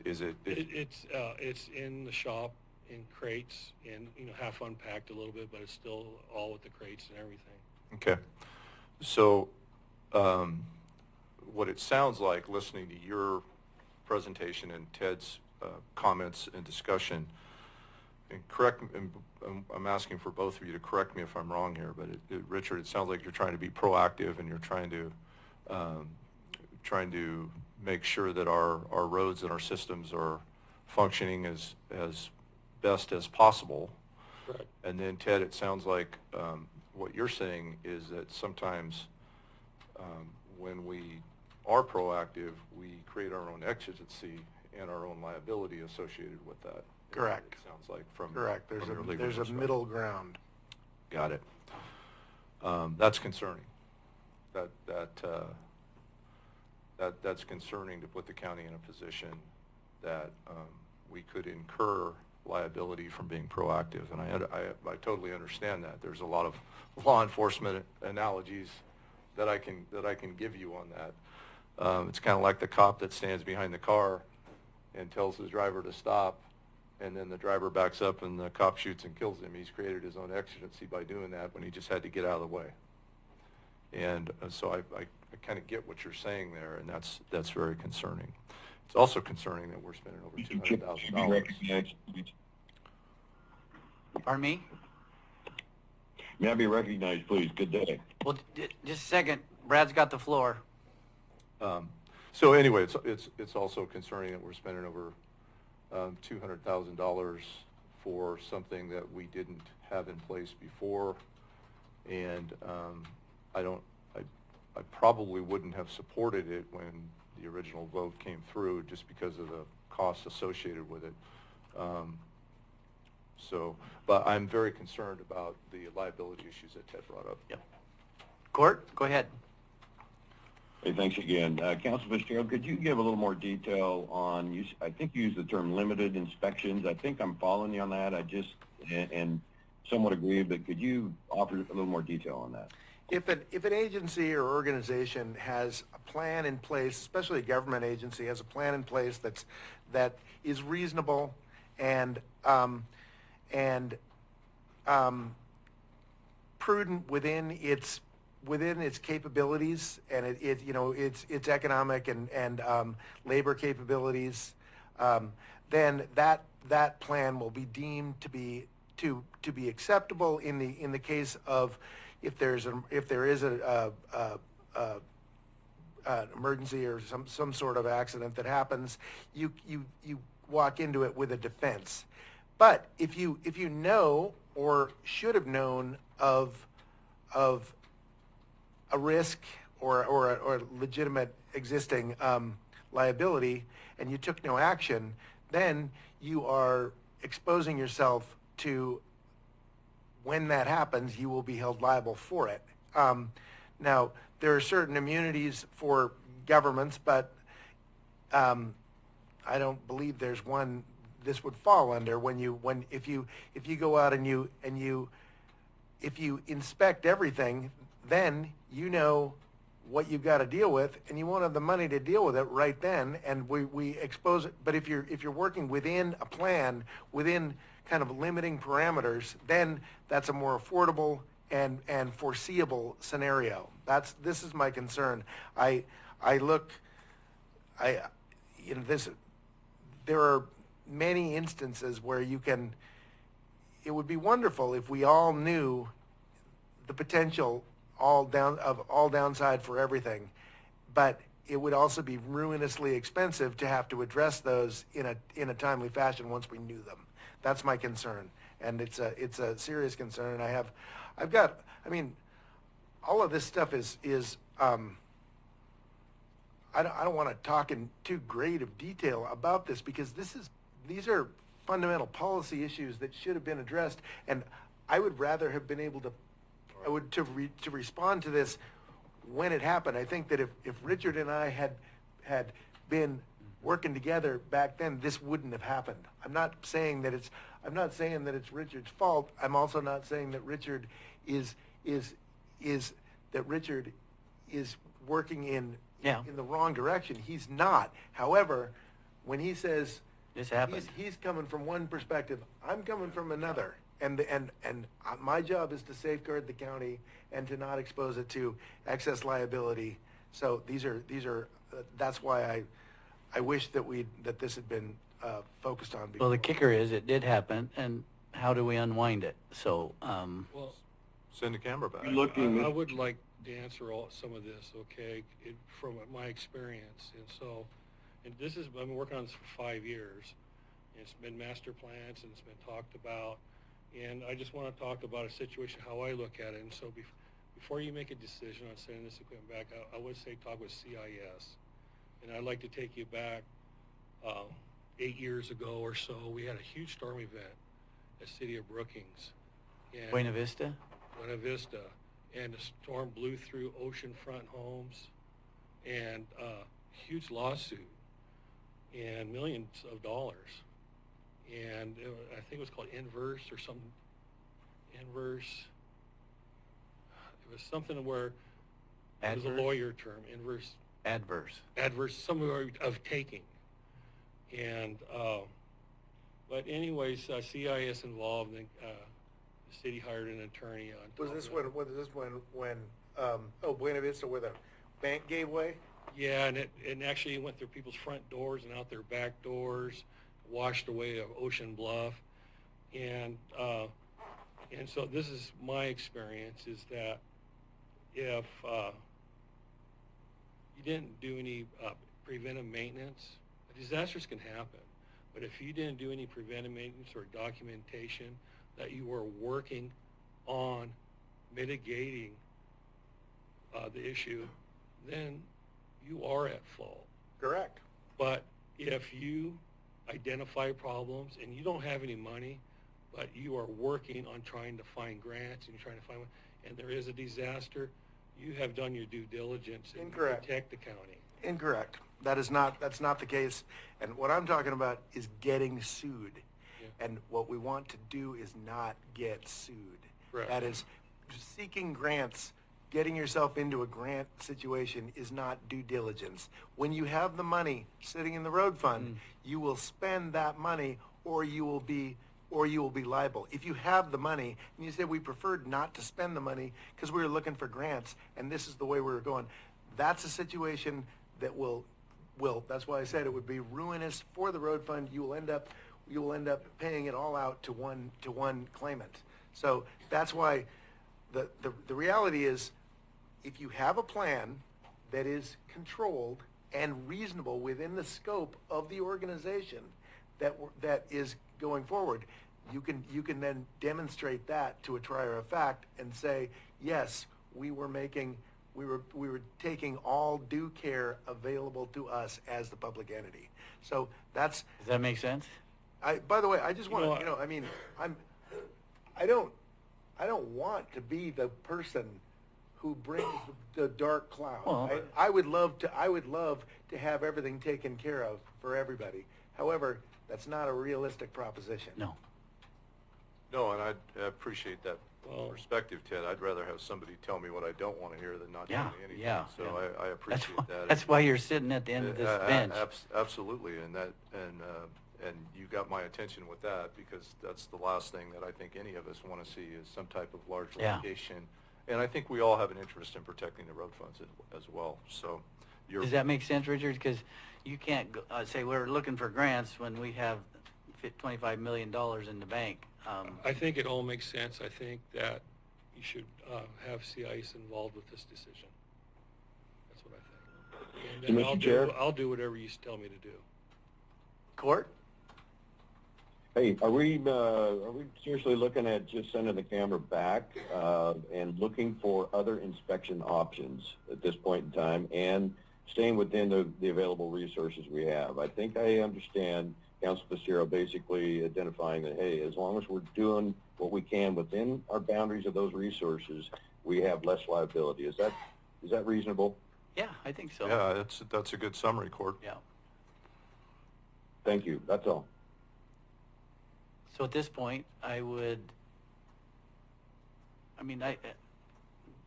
we have our county council. You're saying you would like us to contact? I'd like you to make a motion to return the camera and recover whatever cost we can, and proceed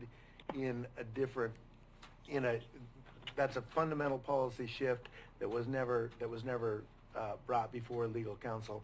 CIS isn't this county's counsel. CIS is an insurance company. I don't look for them. I don't look to insurance companies for business advice. I never would. They look to protect themselves, and that is not their interest in this point is adverse and not aligned with that of the county right now. So absolutely not would I be deferring to a third party outside of this. Absolutely not. So I'm hoping someone will make a motion to return the camera and try to recover our costs to the extent that we can. It was done in good faith, but it puts the county at risk. Yep. And while I appreciate Richard's proactive approach, I'll make that motion. Okay. Do I have a second? I'll second that. Go ahead. Forgive me, Discussion? in there. I'm just going to abstain only because I think we might want to get a little more time spent. I'd love to spend more time with county council on this, although, as I said, I think I'm tuned into his approach. But to make a vote today, I'm just a little uncomfortable with that till I learn more. Well, I don't think county council's going to change his I'm not. point of view. Not looking for him to change. I'm Yep. looking to be better educated. So we got a motion and a second. All in favor say yes. Yes. I say yes. Court abstains. Motion carries 2 to 1 abstention. Will do. Thank you very much. You bet. we're gonna take a break and go from 10:30 to 10:45. We'll be back here at 10:45. Break. Oh, Eric, we are up and running, and we are...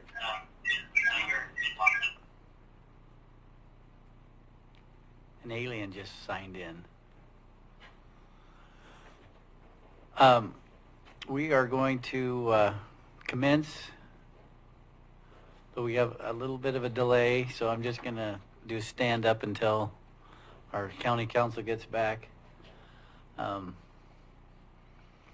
you hear the one about the sheriff that needed a liaison but wouldn't accept him? Well, that would be me. No. Let's talk about the weather. Talk about the weather. That big storm coming. Yep. Hang on to your hats. Get batteries for your flashlights. You know those big rocks out there on the jetty? Yep. How the ocean countered against those for years and they never moved? You take some rocks like that, Yeah. All right, so we are back up and running.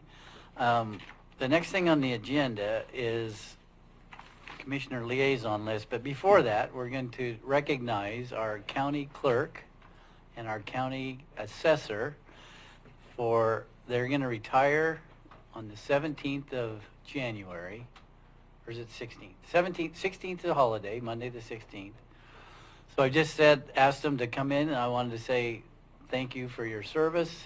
37? I've been with the county for 39 years, and 39 and 37, so, Yeah, I grew up here. yeah. They've made an incredible contribution. Incredible contribution, and we just want to say thank you. Matt's camera broke, he didn't, but we could take a picture. We're going to get some pictures over at the signing, swearing in of the new clerk and the new assessor, so we'll get some pictures. And I just give you an opportunity to come to the podium and say, Jim never... Okay, well, Renee, I understand. I don't. Good morning, Commissioners. Jim Cullen, short-time county assessor. That is, I'm a short-timer, I guess. Thank you for your kind words, and I do want to thank the citizens of Curry County to have had this opportunity to serve. County assessor for me has been really an interesting and rewarding career. The best part about it is the people that you get to meet and the people you get to work with. I've worked with a lot of people here at the county, a lot of county commissioners. Boy, a lot of county commissioners. But I do want to let you know, to be rest assured, that we're leaving the county assessor's office in really good shape. Earlier today, in consent, you approved the appointment of Kylie Wagner as county assessor. Kylie is very sharp. She's got a great work ethic, and she just has outstanding ethics, period.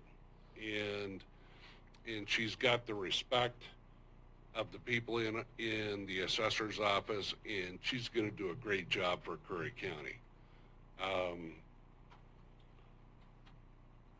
Not only Kylie, I'm leaving you with mostly fully staffed until they refill the vacancy that's caused by my retirement, but fully staffed of really good people. Tracy, my deputy assessor, has been with me for, I think, over 25 years now. And then we've got Wendy and Kylie and Lacey, all have been with us for over 8 years.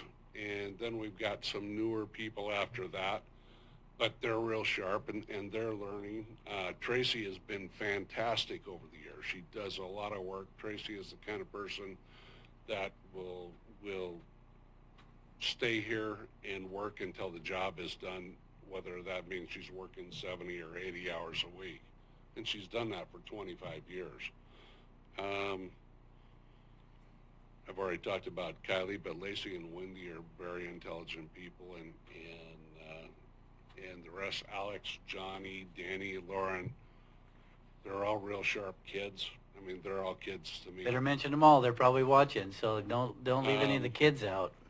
And so I'm really happy about where I'm leaving you, and I want to thank those people in my office for the work that they're doing for Curry County. I'd like to thank all of the people that are working for Curry County for the work they're doing for Curry County. You've got some really excellent people here, not just in the assessor's office, but in many offices.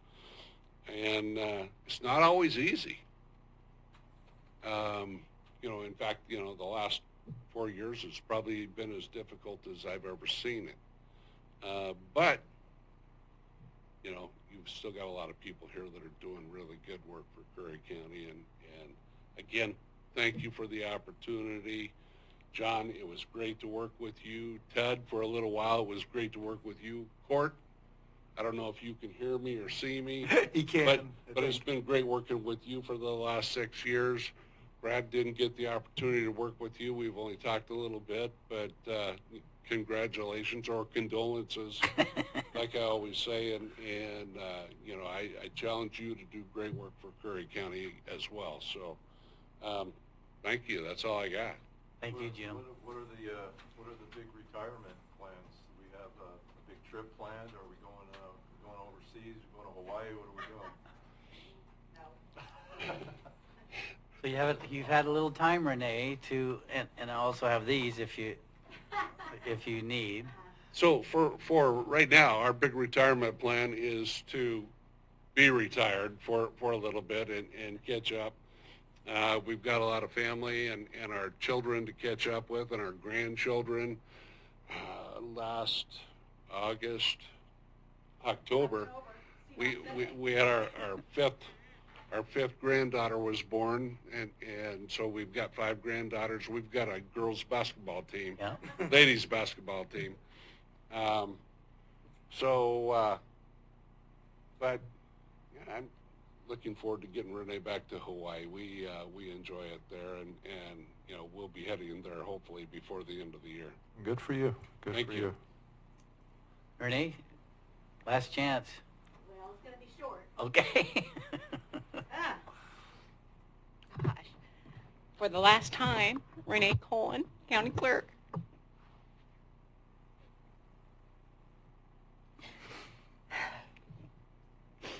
This place has meant the world to me. It's been, sorry. It's been my life, and I have enjoyed every minute of it. The big, the bad, the ugly, the good, the amazing part of serving the citizens. That's our job as county government, is to serve the citizens and do that the best that we can with the money that we have available. And it's a very hard place to be when you know we have so many to serve and we don't have all the money that we need to serve them all. So in leaving, you're used to hearing me say historical notes. That's so important to remember where we came from, what our forefathers, how they created our government. We're not home rule, we're general law, and we're general law for a reason until the citizens tell us they want something different. So I have seen so much come through this county that I'm so proud of. And it's hard work, and it's hard work when you philosophically disagree with decisions that are being made. But we're still a county. We have to work together. We have to figure out a way to get through those differences and prove to other counties in the state of Oregon that Curry County is the best, because we do have such a diverse county, and who we are makes us find those balances to move forward. So I just want to thank everybody that helped me learn that. The people before me, the employees around here are amazing. They work here because they love us. They love it here. And we have got to find a way to make sure that we can keep them here. I challenge you to find the money to make sure that we have fair and equitable salaries, and we have fair and equitable responsibilities for them, so that they can continue to keep this county in the shape that it is right now. So thank you all. I've worked with many of you. I've disagreed with many of you, but I still like you. So, like I said, I grew up here. It's been my life. It's my family, my work family, and I am going to greatly miss you, but I'm just a phone call away. So, again, thank you all. Thank you, everyone. Thank you.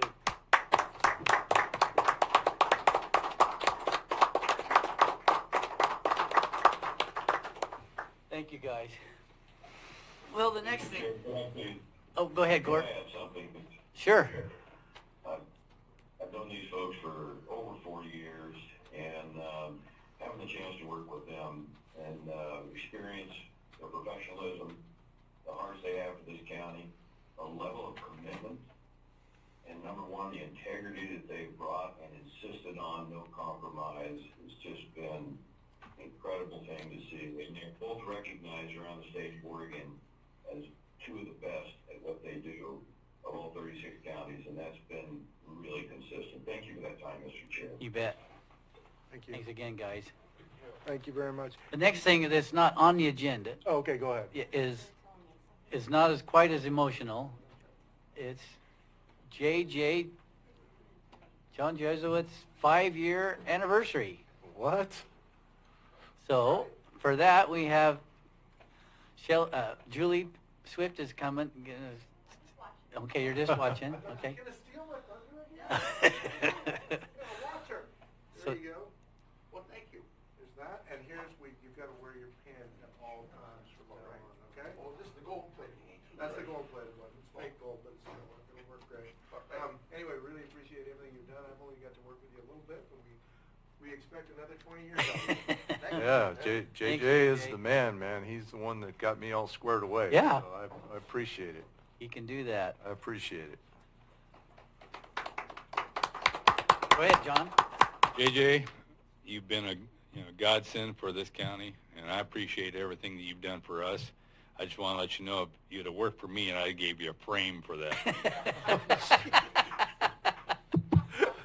Thanks for the help. That's why he needs a liaison. Moving forward, 6G is Commissioner's Liaison List, and we have a list. We do have a list. Now, Have a list. The list that I proposed this list because with the idea that we could keep politics out of it. My thought, having been involved in the liaison miasma, I'm not sure what the word is, for some months now, I think that it is problematic to have too much input between the department heads and the liaisons in deciding who should be that liaison. My proposal would be that every year there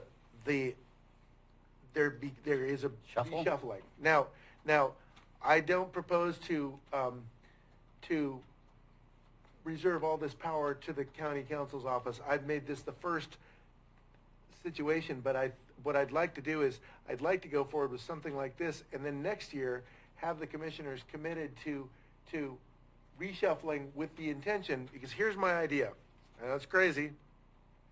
Every commissioner would spend at least 1 year being in charge of being liaison with one department. That way everyone's involved at the same level, and we don't create these breakdowns in communication and miscommunication that because everybody will, and also you're gonna bring new thoughts, because you're gonna be working, one commissioner this year will be working with a group, and then next year you're gonna get a new set of eyes on that situation. I think we need to do more of that, not less of that here, as long as we have the liaison mechanism in force here, and I just would like it, I would prefer it that there's more involvement, more, how shall I put this? Cohesive. Well, it's just, I feel like that it should be more uniform. so that because I've already experienced where people say, well, I'm uncomfortable with this liaison and that. That's never happened with me here, but I've witnessed the results of that, and that is very destructive to an organization from the ground up, because employees are employees, department heads are department heads, and the executives, in this case the commissioners, are the executives, and getting to pick and choose who your executive is not conducive to a healthy organization. Okay, any questions or? Go ahead, Court. Yes. No, what council just identified there is exactly the way it's done in other counties. And so I've witnessed the last 2.5 years where what he has been concerned about, he used the word destructive. I think that's quite appropriate, in that somebody gets bone in their throat, and the next thing you know, the commissioner is replaced. And so if the commissioner really wants to uphold oversight and review and build relationships, it doesn't mean they have to toe the mark to what those people that they're liaison with, they stomp their foot. And so I think this is a very good approach. I like the 1-year rotation. I was going to recommend a shop on the 18th, and just sit down, the three of us in council, and just maybe you want to invite the department heads and say, hey, here's where I think I can best serve. This is my turn here. However you want to approach that. For what that's worth, may be a good idea, may not be a good idea. Thoughts? I'd like to just shuffle it up and let's do it now. Shuffle up and deal. Yeah. I'm all good with that. We got a good shuffling, and we know that it's not, it's Ted and Rabia can shuffle up every year, and we'll know it'll be done right because Rabia will have something to do with it. And Well, we can always blame her. yeah, well. Oh, no, we're not allowed to blame not her. blame. Yeah. No, not on my watch. Okay. So I'd recommend, not recommend, but look for an motion. I'd make a motion to appoint these liaison positions. Okay. Do I have a second? I'll second that. And any other further discussion? Question, comment? Mr. Chair, I didn't see department heads in that list. I just saw, our committee and board responsibilities. Did I miss that? I don't know. I got a piece of paper, but let me get to that 6G. We don't have department heads. We're not. No, I mean, it's just the departments. Departments, That's right. it. Yeah. Yeah, we're liaisons to the. What's that, Bud? That's how historically it's been done. I think I know who. Yeah, we know the department. We know who they are, right? You wonder about one of your department heads? Can we list those real quick? For you? Well, I mean, I don't have the list. I'm sorry. Okay. Oh, that's all right. Okay, so Court, you'd have veterans. I'm sorry, I misunderstood. I thought you didn't know so you are on Veteran Services. It was Anthony Vowdy. You know that. Finance, Finance and Human Resources is Julie and Frank, or Frank Jerome. Fair and 4-H and Extension Service, which is what's her name? Caitlin. Maintenance, Charles Buchanan, and Code Enforcement is Melvin Trover, yeah, MT. So Brad has got Emergency Management, which is Monica Ward. Information Technology, which is Curry Electric. Dan Springer, I guess, would be the contact guy. Road Department, Rich Christensen. Juvenile and Parks is Wendy Lang. Community Development, which is Becky, right? Yep. Becky's the head of that. I've got Economic Development,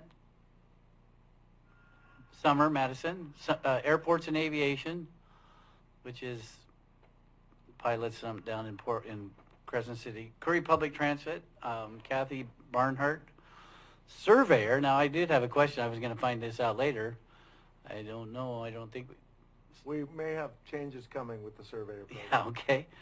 And And then we're the gonna- one I like the most is I'm going to be liaison to the sheriff. It says right here in black and white. And that's a joke around the table, ladies and gentlemen. It's all right. if They you're just not gotta put the here- taser away. If you're not here, you're not in on the joke. But so that's it. And Very helpful. I'm prepared to vote affirmative on this motion. Thank you, Mr. Chair. okay, all in favor say yes. Yes. Yes. Motion carries 3-0. Moving on, H, Ted Fitzgerald after action report on vehicle purchases. Okay, so, we, as, when I first came in, we had the the ongoing, proposed vehicle purchases, and then it was reduced down. It seemed that that this was another major policy decision that perhaps everybody wasn't completely clear on, and also it was not clear that it was based on sound principles. For example, we were looking at trade-ins that were in the last couple of years, trade-in values for cars that were contemplated would be higher than they actually are now. And so the commissioners voted to roll that back, and we ended up not buying a lot of cars. We did decide to replace 2 cars that had already been approved. One was for Veteran Services, which was a 2018 or 2019 pickup, and with 16,000 miles, and then the other one was a Pontiac. I can't remember exactly what it was, but it was with juvenile, and it was a little bit more of road hard and put away wet version of a car. So those things they were determined to be auctioned off, which they were late in December, and I did follow the auctions. I was confirmed in my predictions that we would not be getting the hoped for high auction numbers on the used vehicles, because used car prices are slumping at this time. And also, as I had expressed concern that we were taking a good vehicle in the case of the Veteran Services and moving it out of the county system when it could have been repurposed elsewhere. Kind of we missed there. But. Right, we missed that. And so that as we look forward to car buying in the future, I think what we did there was we transferred, we lost a good truck. It went out, and this is a place that needs good vehicles, and low mileage vehicles are that have been proven over the course of a few years. I mean, those are solid gold. That's a good thing to have. It's kind of like Richard Christensen's loader, So we lose the engine, but the frame is a low hours frame. He can use that. That's gonna stick with him. So as we, I watched the auctions, and I did notice I noticed as we go forward, I feel like that the auctions, we need to have oversight at a different level there, because I did notice, for example, with the Pontiac, I noticed that the odometer readings didn't match. But there's a picture of the odometer that was in the auction. Packet, yeah. And that number was lower than the mileage number that was in the description by a large factor. So I don't know how that happened, but I think that more oversight and less is better than less, because that, was already on the auction block, and I didn't know how to stop it. But I don't know what the actual mileage is. But that's a concern. Also, other concerns were that I developed a plan to remedy. County employees did bid on those vehicles, and they consulted me first, and they said, is it legal to bid on these vehicles? And I couldn't find anywhere that it's not legal. It's not illegal. But But, it's not right. well, Well, hold on a second. Hold on a second. So, we're putting auction, we're taking county vehicles, we're putting them into an auction, and then our own employees are bidding on them. Do I understand that right? that's correct. Yeah. Not anymore. Okay, Not- right. not- After today, because the new procurement rules address that, because then it makes it, for surplus, not just vehicles, but also surplus county equipment at any level, county employees are precluded from purchasing that. Right, and I that read, stuff. and I read that in there, but in this case, that's concerning. Well, it was part of the concern that I had with the entire program. Because I look and I see that we're advocating, moving a good vehicle that's a county vehicle, benefits that out of the system. Well, here, this is what's concerning. It's, so in my old job, which was a government job, there were policies which restricted any purchasing of any asset that the city had that was auctioned. There was absolutely not allowed. And there were cases where there were individuals who were in charge of assets that were putting assets up and then buying them. And so obviously that's a big red flag to me, and I don't know if that's the case here, but that's concerning. Well, I'll do a formal report on it, and I can get that out. I'd rather approach that and also look at the fixes and look at the downsides of those policies as we go forward. These are some other, a lot of these, when we're in a situation where we don't have policies, or that people are moving in the direction that they think will benefit everyone, they're not necessarily right, because what we really need is, and it's not just this case, but so far in several of the interactions that I've had with various departments, a lot of error would have been avoided if we had Policy. more communication between all the departments. Yeah. Because for example, I'll tell you, you could say the old guard that just left. Okay, Jim and Renee, they've been around, they're not fossils, but they've been around a long time, and they have an institutional knowledge that if they'd been consulted on some of this stuff, it would have been a non-starter.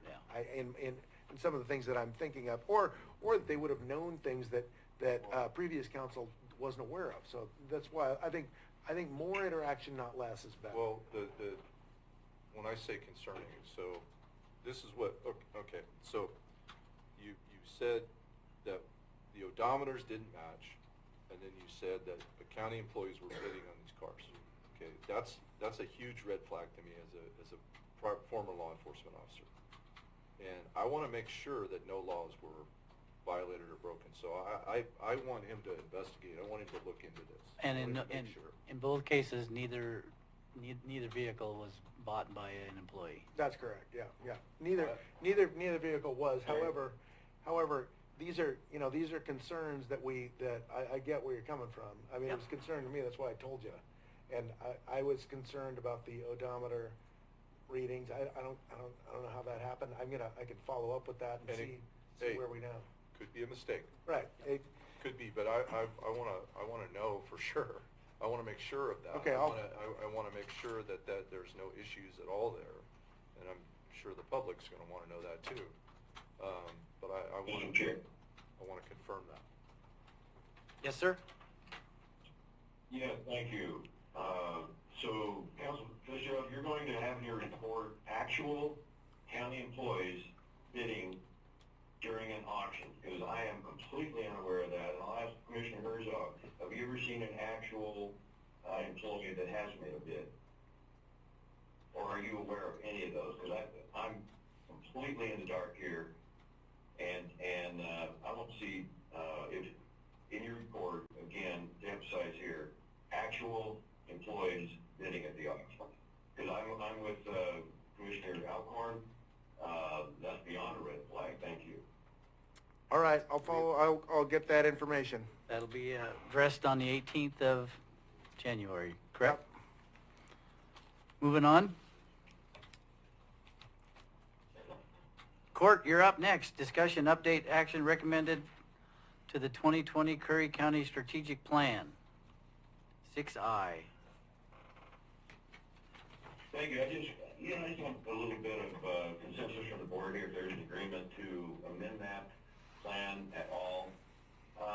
When I originally approved that plan, I was told it was $5,000 to have it completed, and it ended up being $50,000, so I'll have to follow my sword there, because I wouldn't vote for that again. However, revisiting it, supporting it, following it as we move forward in the years ahead, I think has real merit, and I think we, obviously, all of us would want to get our money's worth out of that program.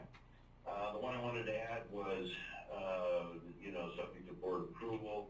We don't need a lot of discussion on this, but, basically, a review board, if an elected official or a department head says something publicly that needs to be addressed that may be perceived as false, and the damage it can do to the county, some kind of a review board, some kind of a group that says, yeah, we've researched that, and it is accurate, or no, it's not accurate, and then all of us could be held accountable, should be held accountable for spending. That's not been done in this county in the 6 years I've been here. You make votes, and then it gets swept under the rug if it was a bad vote, and, as Commissioner Alcorn said a minute ago, it doesn't serve the public well. So that's the basis for having and emphasizing my recommendation on the strategic plan number 6. It basically says, hey, there's going to be oversight for the decisions we make, and we have to be responsible for our record. That's all I have. I just was hoping for a discussion today, not necessarily an action item, but would like some direction, and I'd bring something back to the board on the 18th. Go ahead. We could talk about it on the 18th. I just know that getting any kind of committee around to, Historically, committees haven't done well here. an oversight committee, and Renee can speak to this way better than I can about the, elected officials.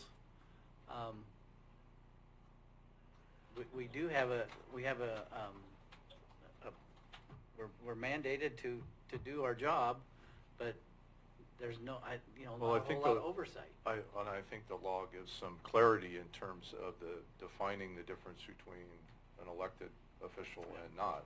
And I think the law, there's some governing components that the law outlines for that. I'm looking at it, not so much a committee. I think that's a legitimate concern here. Certainly some sort of mediation process that makes us a little more careful on social media, that makes us a little more careful on what we say about another person, another elected official. Just to be held accountable. That's something politicians talk about a lot, but they don't necessarily follow through. They don't necessarily hold themselves accountable, and that's what's wrong with our government at both the local, state, and federal level, in my view, especially at the state and federal level. But that would, It brings. Oh, go ahead. No, that's it. It just brings harm to the process and moving forward and effectiveness as a government. Ted? Well, so the problem with that is that elected officials are immune from many controls. Yeah, it's why we elect them. This is and we get who we elect, and we have to live with the consequences, and some of it's good and some of it's bad. I think that any kind of a mediation policy among elected officials would be, I can't imagine a basis in law for that. I cannot imagine anything that would go forward unless everybody goes out in the parking lot and you know, becomes blood brothers or something. But it can't happen inside. Can't happen in the government process. That. You know, this is kind of a circus. That's part of what politics is, and it's good and it's bad. But you know, if you're going to be constraining what people say, if you know, that people are free to take action on their own behalf if they feel that they've been defamed or something in a context that's not protected by law, they can hire counsel and they can go and seek that remedy. But for I can only picture if we had a group of commissioners that all got together and agreed on this right now, it would last right until one of them didn't agree. So I think we should not go down that road as far as that. And regarding social media policy, I think it's the thing we can talk about. I think that's fine. I think there are plenty of directives and oversight for out there that we can look at, and I think that'd be a good idea. We can look toward that. And when you're a government employee, you're constrained. When you're an elected official, again, the same protections apply. So I have a little rule that I don't talk about county business on Facebook. I only mostly just have pictures of cats, right? and that's pretty much what it's good for. So that's something I didn't need to know. That's kind of weird. But. Crazy cat. No, it's not. Renee Cat came over videos here are for a why reason. Facebook was developed. Renee came over here for a reason. Hopefully, was listening, first of all, got a to little more composure. come back up. Well, I had said it for the last time, Renee Colon, County Clerk for the record, so I guess I was wrong on that one. That's okay. But I thought I was hearing you talk about auctions and surplus and how that worked. And for a historical note, in the rules that we had back in the day, and of course rules change, laws change, employees weren't allowed to take anything from anything that the county had purchased with tax dollars or grant dollars. We did not have the right to receive that. The only way we could have a fair transaction of something was if it went through its surplus process. Back in the day, it was Dan Crumley, the roadmaster, handled auctions for us, and so things that we didn't want anymore, we would send down to the road department. He would hold a sale, and then we as the employees would have the same access to purchasing it as a citizen did. So that's how it used to work back in the day. Right. We And couldn't, we're modifying that now to restrict county employees based on the recent push to buy vehicles, and then to move vehicles out of the county system, and then have potentially benefit county employees. And the only way only way that an employee would have been able to purchase a county vehicle was if it went through that sale, or even and put a bid on it, where the citizen had the same right to get to that vehicle as the employee did. And that's where we were right up until the new procurement rules will preclude that. Okay. That's all I had to say. Okay, and not to bring up it. One more thing. Sorry for the delay there. You know, I just want Curry County to be different. Constraining elected officials, we have no right to do that. But anything that might help them constrain themselves and saying things that are potentially very damaging and unnecessary, that's the basis for why I put this on the agenda today. If there isn't, you know, general agreement, then we can certainly move on. I appreciate the time that you allow. All right. I want to come back to the auction question. So it sounds like in the past that was okay. They had an auction and anybody could bid on it. Right. So should we limit this to vehicles? Because I'm thinking, okay, if we got a bunch of chairs and tables and nobody wants it, it has to go through for what council is saying. It try has to to go get through. rid of it, It has to go through a process like the auction, where everyone, citizens, have the same right to this equipment as an employee. Employees don't have don't get a benefit to receiving equipment or capital outlay without it going first to an auction where it's still accessible to the public also. So that was what happened, right, Ted? I mean, Well- an employee Well, bid actually, on no, a... actually, what happened was employees came before this board and recommended specific vehicles that were not out of their useful life be moved into the public sphere and be bid on, and then those very employees bid on them. So it's from, so we can say that a county employee should Have the same rights? should have the same rights, but we could also say that a county employee should be ethically barred from Right. participating in a situation that is an obvious conflict when that person is advocating for a particular thing and then attempts to benefit by it. I Right. know, There's I an see what you're saying. incentive. So Okay. that's That's the difference of Right. what I was explaining. Right. It was, no one had, no one recommended, things just went through its natural Yeah. life cycle. It went over to another department would have an auction, and that was a fair and equitable way to dispose Right, of the right. assets, as opposed to what I'm hearing is I an employee is would- initiating. I'd be all in agreement with that, except for I've just been around a lot of public entities that have a lot of stuff, and I've also been around a lot of people, and I love people, but I know that a certain percentage of them are going to take an opportunity to benefit themselves, and since we are in fact representing the public, I think we need to take that extra step and say, if you don't feel like signing up for that, you don't need to work here. That's okay, because I'm not going to be doing it. I'm ethically bound to not be benefiting myself at the cost to the county. So I think I think that, first of all, if the public becomes aware that this is a common practice, I can pretty much guarantee that some people are going to get voted out of office because it's a bad idea, Well, and people don't like the smell of it. And no, it's not acceptable at all. Not at all. So hopefully I helped and. Well, no, that's just how the history was. I get it, right? Yeah. And Well, that was the procurement law. I mean, the laws dictated how we did that. That was set out in the laws, and it sounds like the laws are changing to where you can be a little bit more Yeah. restrictive. But, and here's a hypothetical, which would be potentially a crime, is when you intentionally deceive and manipulate a vehicle's mileage, and then you're the one that puts it up for auction, and then you're the one that buys it. That can potentially be a crime. Well, that's totally different. Right, And I'm not saying whatsoever that happened in this case, or even that that's Right. just a hypothetical example. But to avoid that, to avoid anything like that, we stop it now. Especially We're the perception. proactive in it. Right. And I will absolutely not accept anything even close to that. So. Well, I'll take Yeah. full responsibility as a sitting commissioner at the time for letting that truck get away.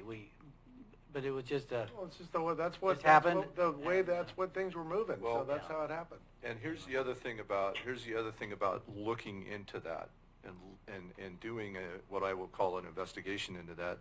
I think that will also potentially identify a better way to do things. yeah. And Better I'm policy, looking, yeah. and I'm looking for a better way procedurally to do things. And I've got a couple ideas about that, but I'm curious to see kind of how that aligns. So on that topic, and related to this, to the car thing, I think we're on past that, but I want to just go back because there's one thing that I forgot. So when we did on the consent calendar, there was a supplemental budget for a building department, I believe it was, and in that they went ahead to purchase 2 new vehicles. Mm-hmm. Okay.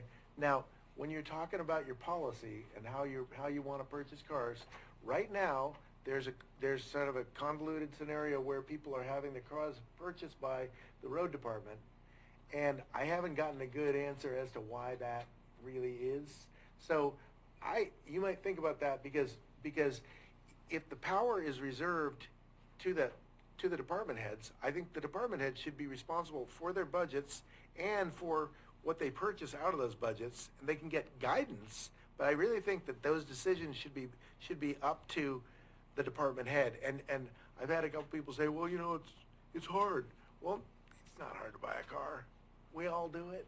No, we just develop a protocol and a procedure for the department head to buy the car, and then that's under the department head's umbrella of resources, and they manage those resources.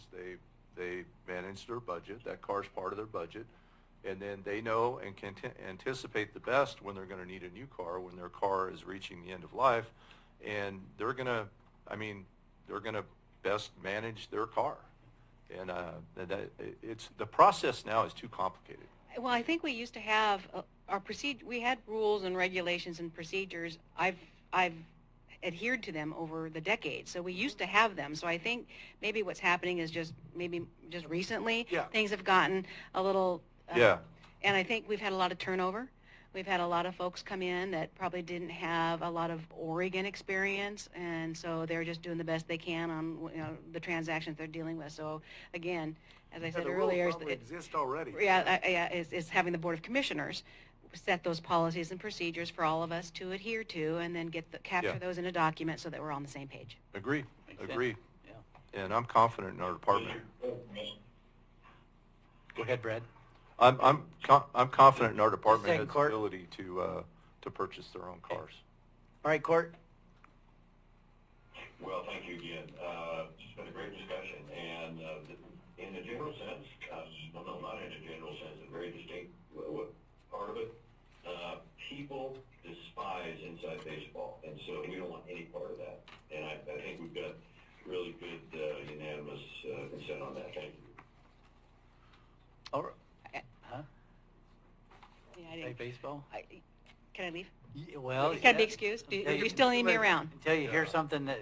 But don't say you're never going to come back. That's right. I yes. No more crying. Don't like it when I'm wrong never say never. and emotional. All right. Yep. So the next discussion is Curry County consider requesting the governor of 2023 legislature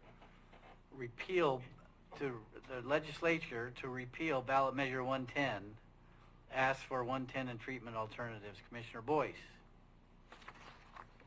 Mr. Chair, thank you. This is something near and dear to my heart, and I think I can do this, summarize a little bit in hopefully less than 10 minutes. I'm looking for direction from the board also on this in how we might approach the state, and here's how I'm going to begin. Measure 110, sometimes referred to as the Oregon Drug Addiction Act, also AKA the Harm Reduction Project. In 2015, Oregon voters passed by referendum Measure 110. This is where, if you go back to Portland right now, this is a staggering statistic. There are 700 encampments there, small, large, whatever. The city of Portland, honest to goodness, spends millions annually on just tents. And so my concern is, I think all of us share this concern, is this where rural Oregon is eventually going? The purpose of 110 was to make screening, health assessment, treatment, and recovery services for drug addiction available to all those who need and want access to those services, and to adopt a health approach to drug addiction by removing criminal penalties for low-level drug possessions. What that means, though, is we basically not only legalize marijuana recreationally and medically, but we've also essentially decriminalized the use of cocaine, methamphetamine, and heroin. So here's where I'm going on this. When they passed the ballot measure, the people will recognize drug addiction and overdoses are a serious problem in Oregon, and that Oregon needs to expand access to drug treatment. A health-based approach to addiction and overdose is more effective, humane, and cost-effective. Now, this is from OHA, by the way. I don't necessarily agree with everything in this paragraph, but it's important, I think, to be reminded, all of us. Humane and cost-effective than punishments, making people criminals because they suffer from addiction is expensive, ruins lives. Also, making people criminals makes access to treatment and recovery more difficult. The initial Measure 110 required the Oregon Health Authority, of course OHA, to establish 6 goals, so bear with me. 1, a treatment and recovery services fund financed with marijuana revenues to fund new addiction recovery centers and community access to care grants. 15, 24/7, 365 addiction recovery centers throughout the state by October 1st, 2021. 3, a grants program to support the addiction recovery centers. 4, A second grant program to increase access to community-based services. Number 5, an oversight and accountability council to oversee the distribution of the grants, with OHA providing technical, logistics, and other necessary supports to that council. Number 6, a 24/7 telephone addiction recovery center by February 1st, 2021. So 18 months later, how did Curry County fare? How did most of rural Oregon fare? There's $500 million. There still is a good portion of that remaining. $500 million. If you did Curry County being the 28th largest county in the state, of 36, 27th, give or take, that would be $2 or $3 million that would be coming back to us for drug rehab and doing our part. As you know, we walked away from public health and we turned that over to OHA. What I'm asking the board here, and before I turn it over, is to consider how we might approach the state of Oregon. The repeal of 110 is clearly not working. Some of that money, now the new governor-elect, has already been to 3 counties. She's doing a listening tour. She'll be to Curry County eventually, and I think we want to consider greeting her, and she's going to get the concerns we have communicated, where this is at with our law enforcement, with our local hospital, medical people, the care organizations, host community health, all of the above. A lot of that money, the $500 million, has gone into administrative costs. So, back to the purpose of 110, Oregon is ranked nearly last out of 50 states in access to treatment, and waiting lists to get treatment still too long. Not much has changed since 2015, except what it does to our kids, and I'm going to talk about that as I finish up. One, the stats are, and this is coming from OHA, believe it or not, I think it makes sense, 1 in every 11 Oregonians are addicted to drugs. Drug addiction exacerbates many of our state's most pressing problems, such as homelessness and, as you see, poverty. I talked with a man in the hallway of the annex 3 or 4 days ago. He's all the way from Iowa. He wanted work. He's shaking so bad, and he wasn't cold. He was shaking so bad that, obviously he's got some real issues. 2 or 3 months ago, I asked the county board of commissioners through the American Rescue Plan funding to consider reimbursing St. Timothy's for 2 particular people that they sent back to. One was in Arizona, one was in, if I recall now, was in Nevada. Anyway, the total was about $500. I would have thought, and maybe I'd be wrong on this, that sending that gentleman where he wanted to go back to Iowa, where he could get help near his family, would we want to ever consider, maybe not from American Rescue Plan funding, but from this behavioral and mental health funding that we are overdue and that we have to compete for.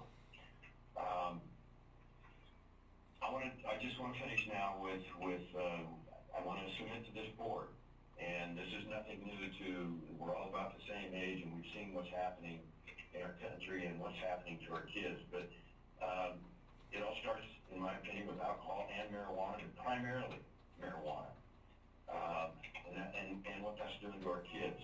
I'm going to change the glasses here for you real quick. Got some fine print.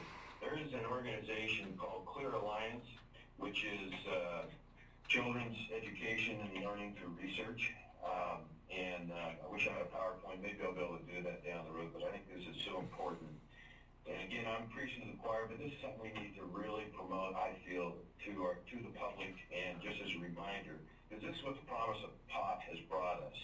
And this is what this organization wants to make sure that they communicate nationwide and even internationally.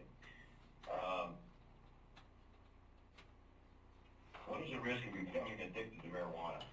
Research shows 1 in every 6 youth and 1 in 11 adults who try marijuana will become addicted. What does that mean for our future? Is marijuana harmful to the developing brain? Structural changes have been found in the brains of young marijuana users.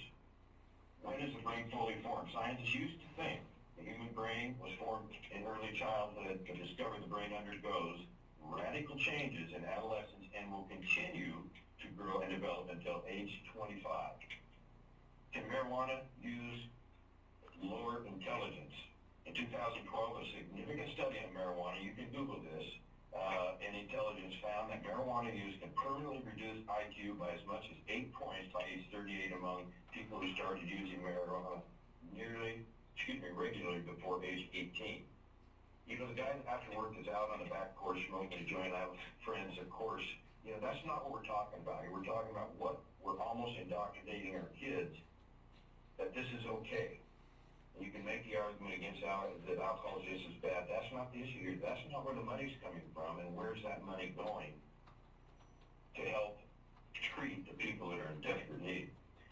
And here I'm concluding. What are the effects of marijuana on mental health? Associations have been found between marijuana use and mental health programs such as depression, anxiety, suicidal thoughts among adolescents, and personality disturbances, including lack of motivation to engage in typical rewarding activities. Marijuana use can increase the risk of developing mental disorders by 40%. Young people who use marijuana weekly have double the risk of depression. Teens who smoke marijuana at least once a month are 3 times more likely than non-users to have suicidal thoughts. Those who have tried marijuana age 18 were 2.4 times more likely to be diagnosed with schizophrenia than those who had not tried marijuana at all. The risk increases with the frequency of use, of course. Are you using treatment for marijuana? This is a staggering figure, and I've done my research on this organization, and so they are solid in their concern what it's doing to the youth of America. Are youth in treatment for marijuana in the U.S.? Marijuana abuse or dependence is the #1 reason youth are in treatment more than alcohol and all of the drugs combined. So my proposal is to have this board look at, through a very strong resolution, to go, even be a leader within the, and other counties are talking about this too, but be a leader within the state basically says Measure 110 is not the answer.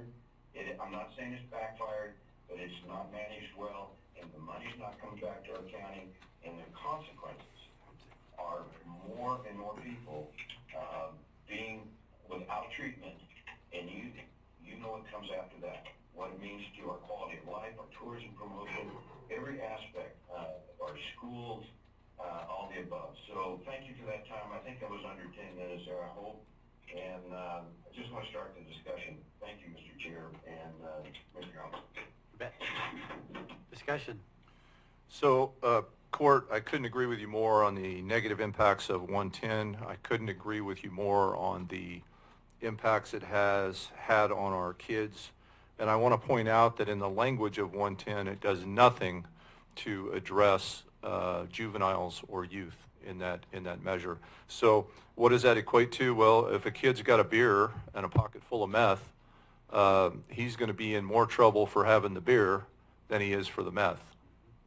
And he's going to get a minor in possession, he's going to get a juvenile probation, and he's not going to get anything for having a pocket full of meth or heroin. That's a problem.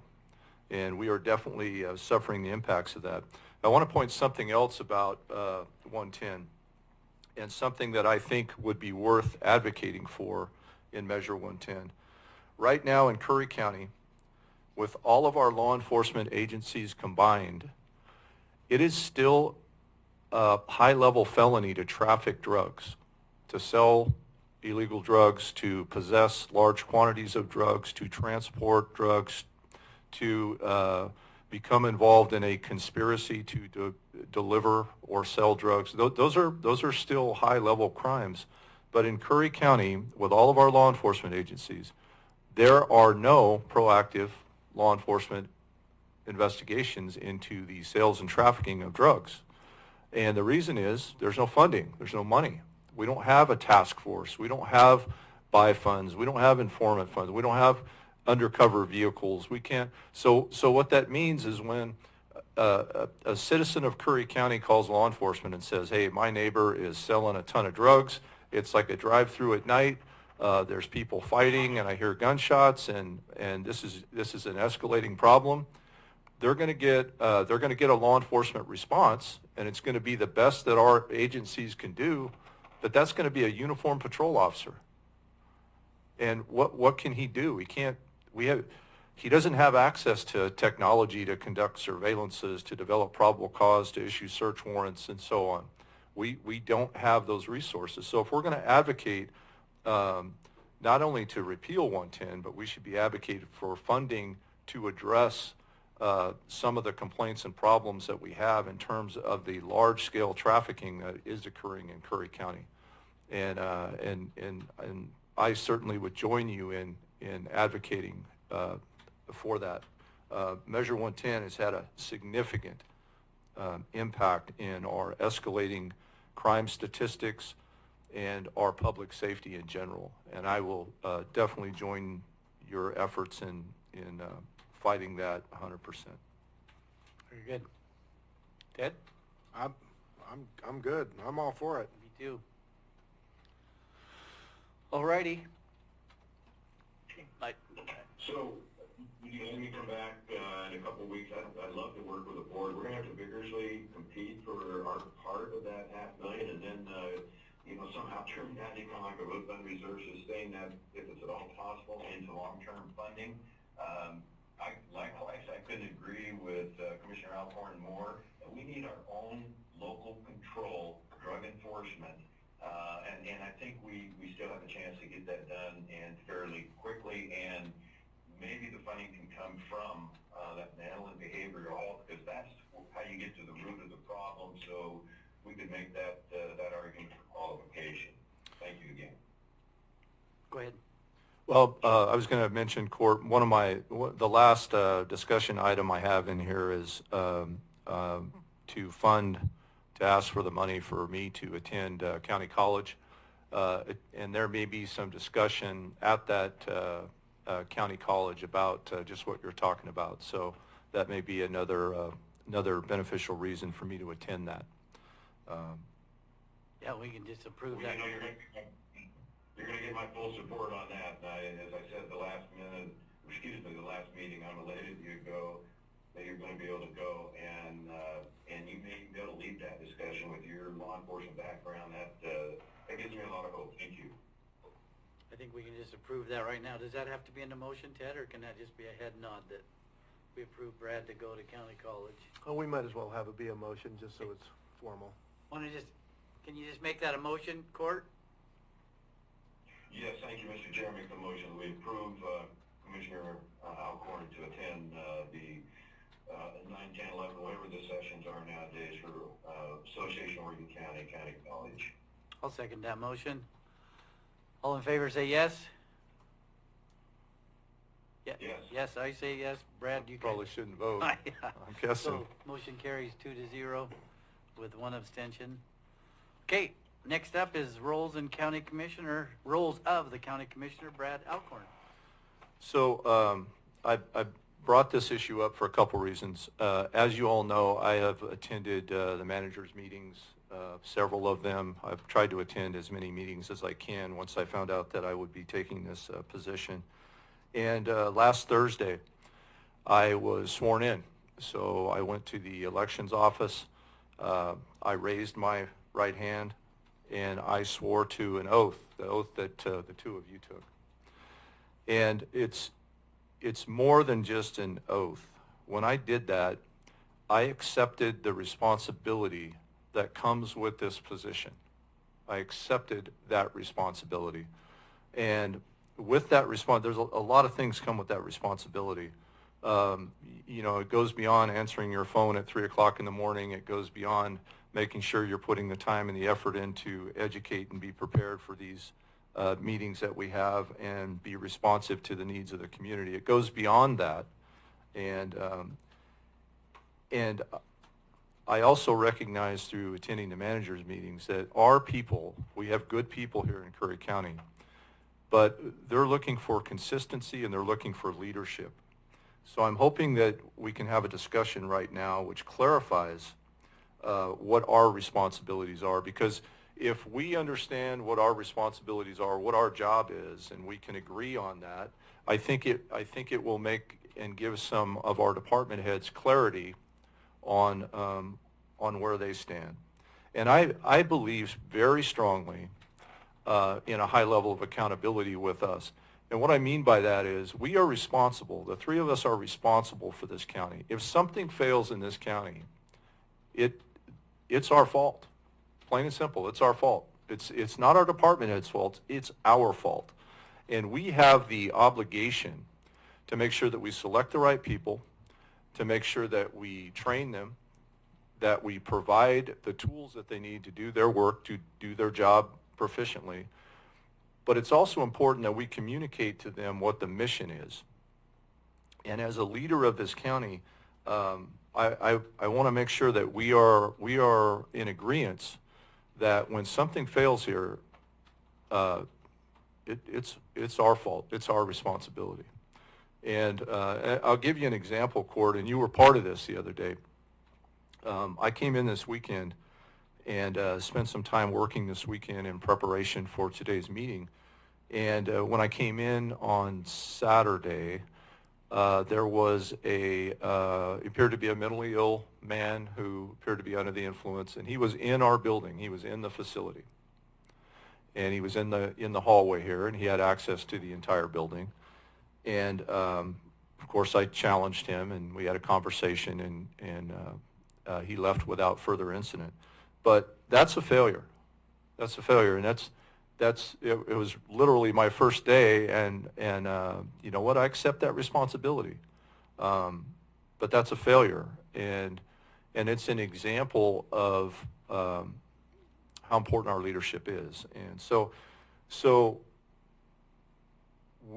I just want to make sure that we are all on the same page when it comes to understanding and accepting that responsibility.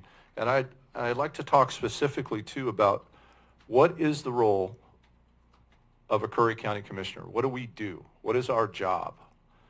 And I know that, and I think we can agree on, we have financial oversight to include the budget of Curry County. I think that we can agree that we have oversight and implement our county ordinances. We create county policy. We serve on local and state committees. And then there's the whole issue of the liaison to departments, which we'll get into later. But am I missing anything else? Are there other duties and responsibilities that I missed here? Because I want to make sure that we have clarity on that. May I? So, Absolutely. I really do, Coach, and that day I was completely unaware someone was in the building. I was glad to see you, not surprised on a Saturday. You took care of that, and I also heard from Assessor Cohen that I actually heard from one of his staff. Yep. So it was a faulty door, and we've had that issue in the past, but I agree with you. The bottom line is we are responsible, and so I think we handled that well. And I think I told you that 3 or 4 years ago we had 2 or 3 break-ins, and actually about 4 or 5 years ago. At any rate, we dealt with that, but there was some lax approaches and failure to recognize the exposure that we had, and so we did tighten our belt some. So. We do have a job description. I sent you some information about AOC the other day, and I meant to send you that job description. And it's about 3 or 4 pages. It talks, of course, about the commissioners being the executive, the judiciary, and the legislative body at local level. Do you have that? I do. And we can agree, we can all agree on that. Is that safe to say? Yes, sir. We can agree on that, Court?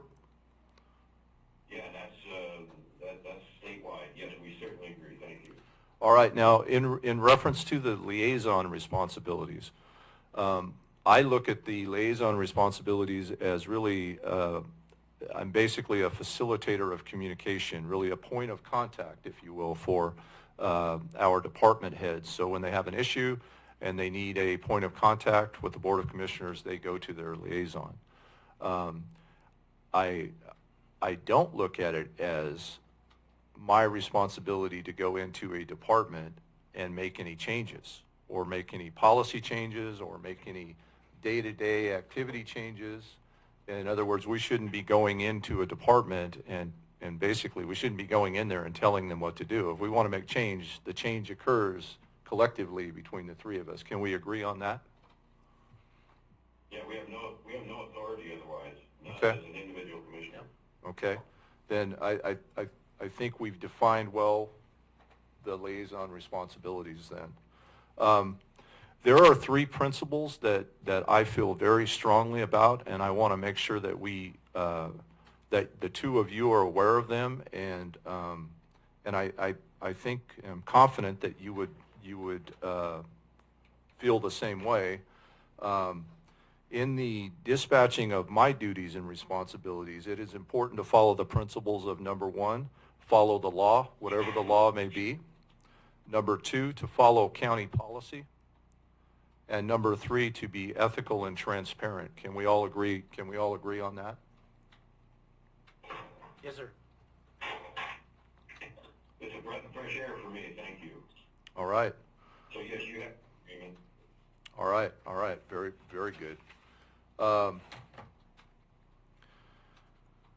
really want to bring consistency in our leadership. So I want our department heads to have a very clear understanding of what our mission is. And I'm going to use another example of something that's coming up as something that we can use as kind of a model for the rest of the problems that we encounter throughout the year, and that is the budget process. We have that coming up. I would really encourage us to develop a method, a protocol that we're going to approach our budget so that our department heads are aware of the way that we would prefer to have it done. I'd like to have their input on it too. And once we can clearly establish that, I'd like to get them trained up. I know we have new computer software. I'd like them to be trained and understand it. And then when it's time to present the budget, I would really like to see consistency with all of our department heads as they step up to the podium, as they make presentations and requests. They're all treated the same way, and there is consistency in which they approach the presentation of the budget. Can we agree on that? Agreed. Affirmative here, thank you. Okay. Brad, real quick, it's noon. Yeah, I'm just about done. Okay, all right. I'm just about done. We can come back. I mean, No, that's no problem. I don't want to come back. In I fact, think we have to. we do. We do, because we have a public hearing that we have to. That's right. That's right. So, if it would be okay. I think we're okay. You might only need another 5 minutes.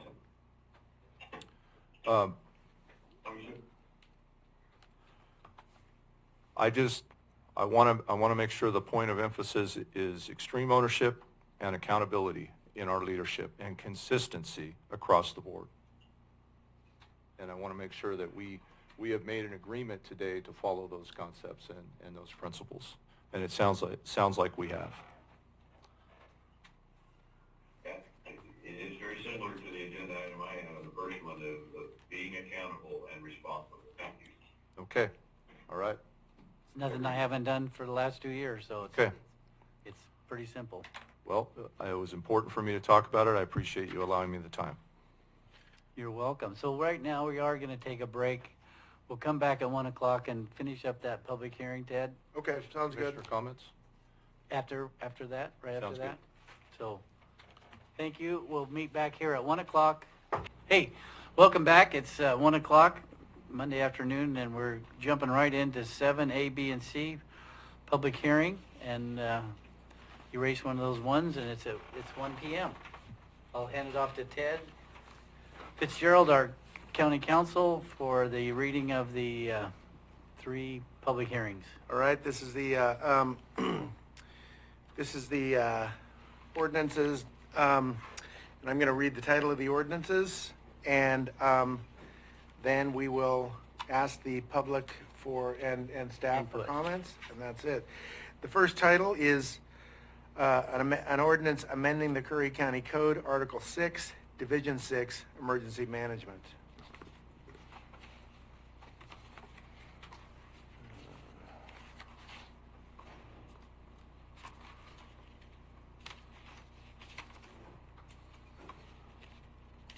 The next one is, I'm getting,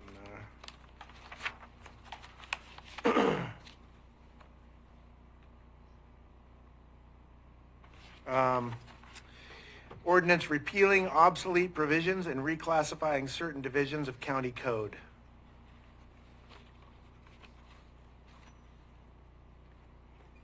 And we would ask the public at this time and staff for any comments thereon.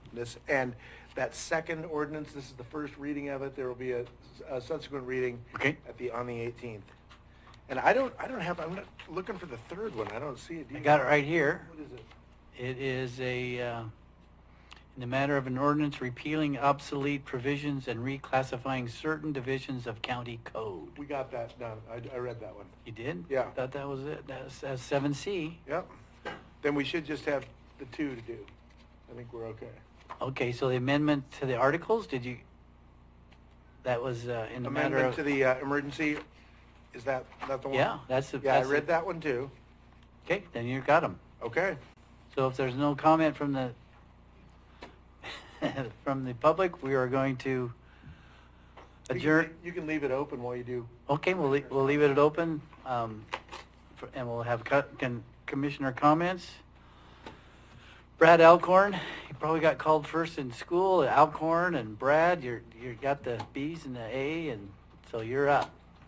Well, I used to sit in the back, so I didn't get called first. Okay. But I'll go first. But if it was alphabetical, you would.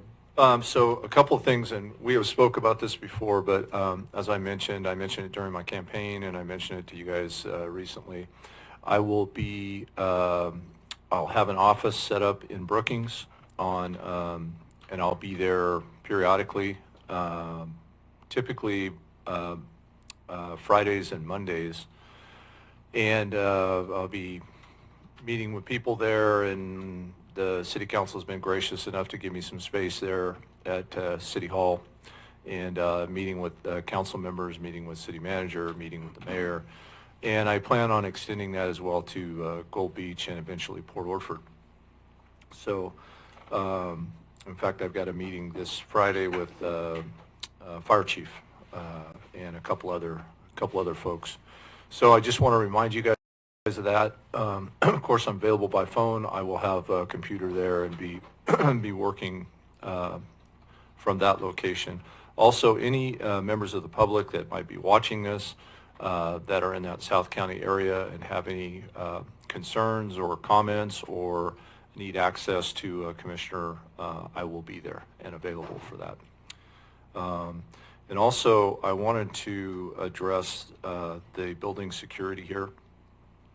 I'm willing to help in any way I can with that by doing an analysis or using my old job experience in doing a threat assessment on this facility, doing an analysis of this facility that might further develop some protocols and procedures to make the facility a safer and more secure place, if that's what you guys would like.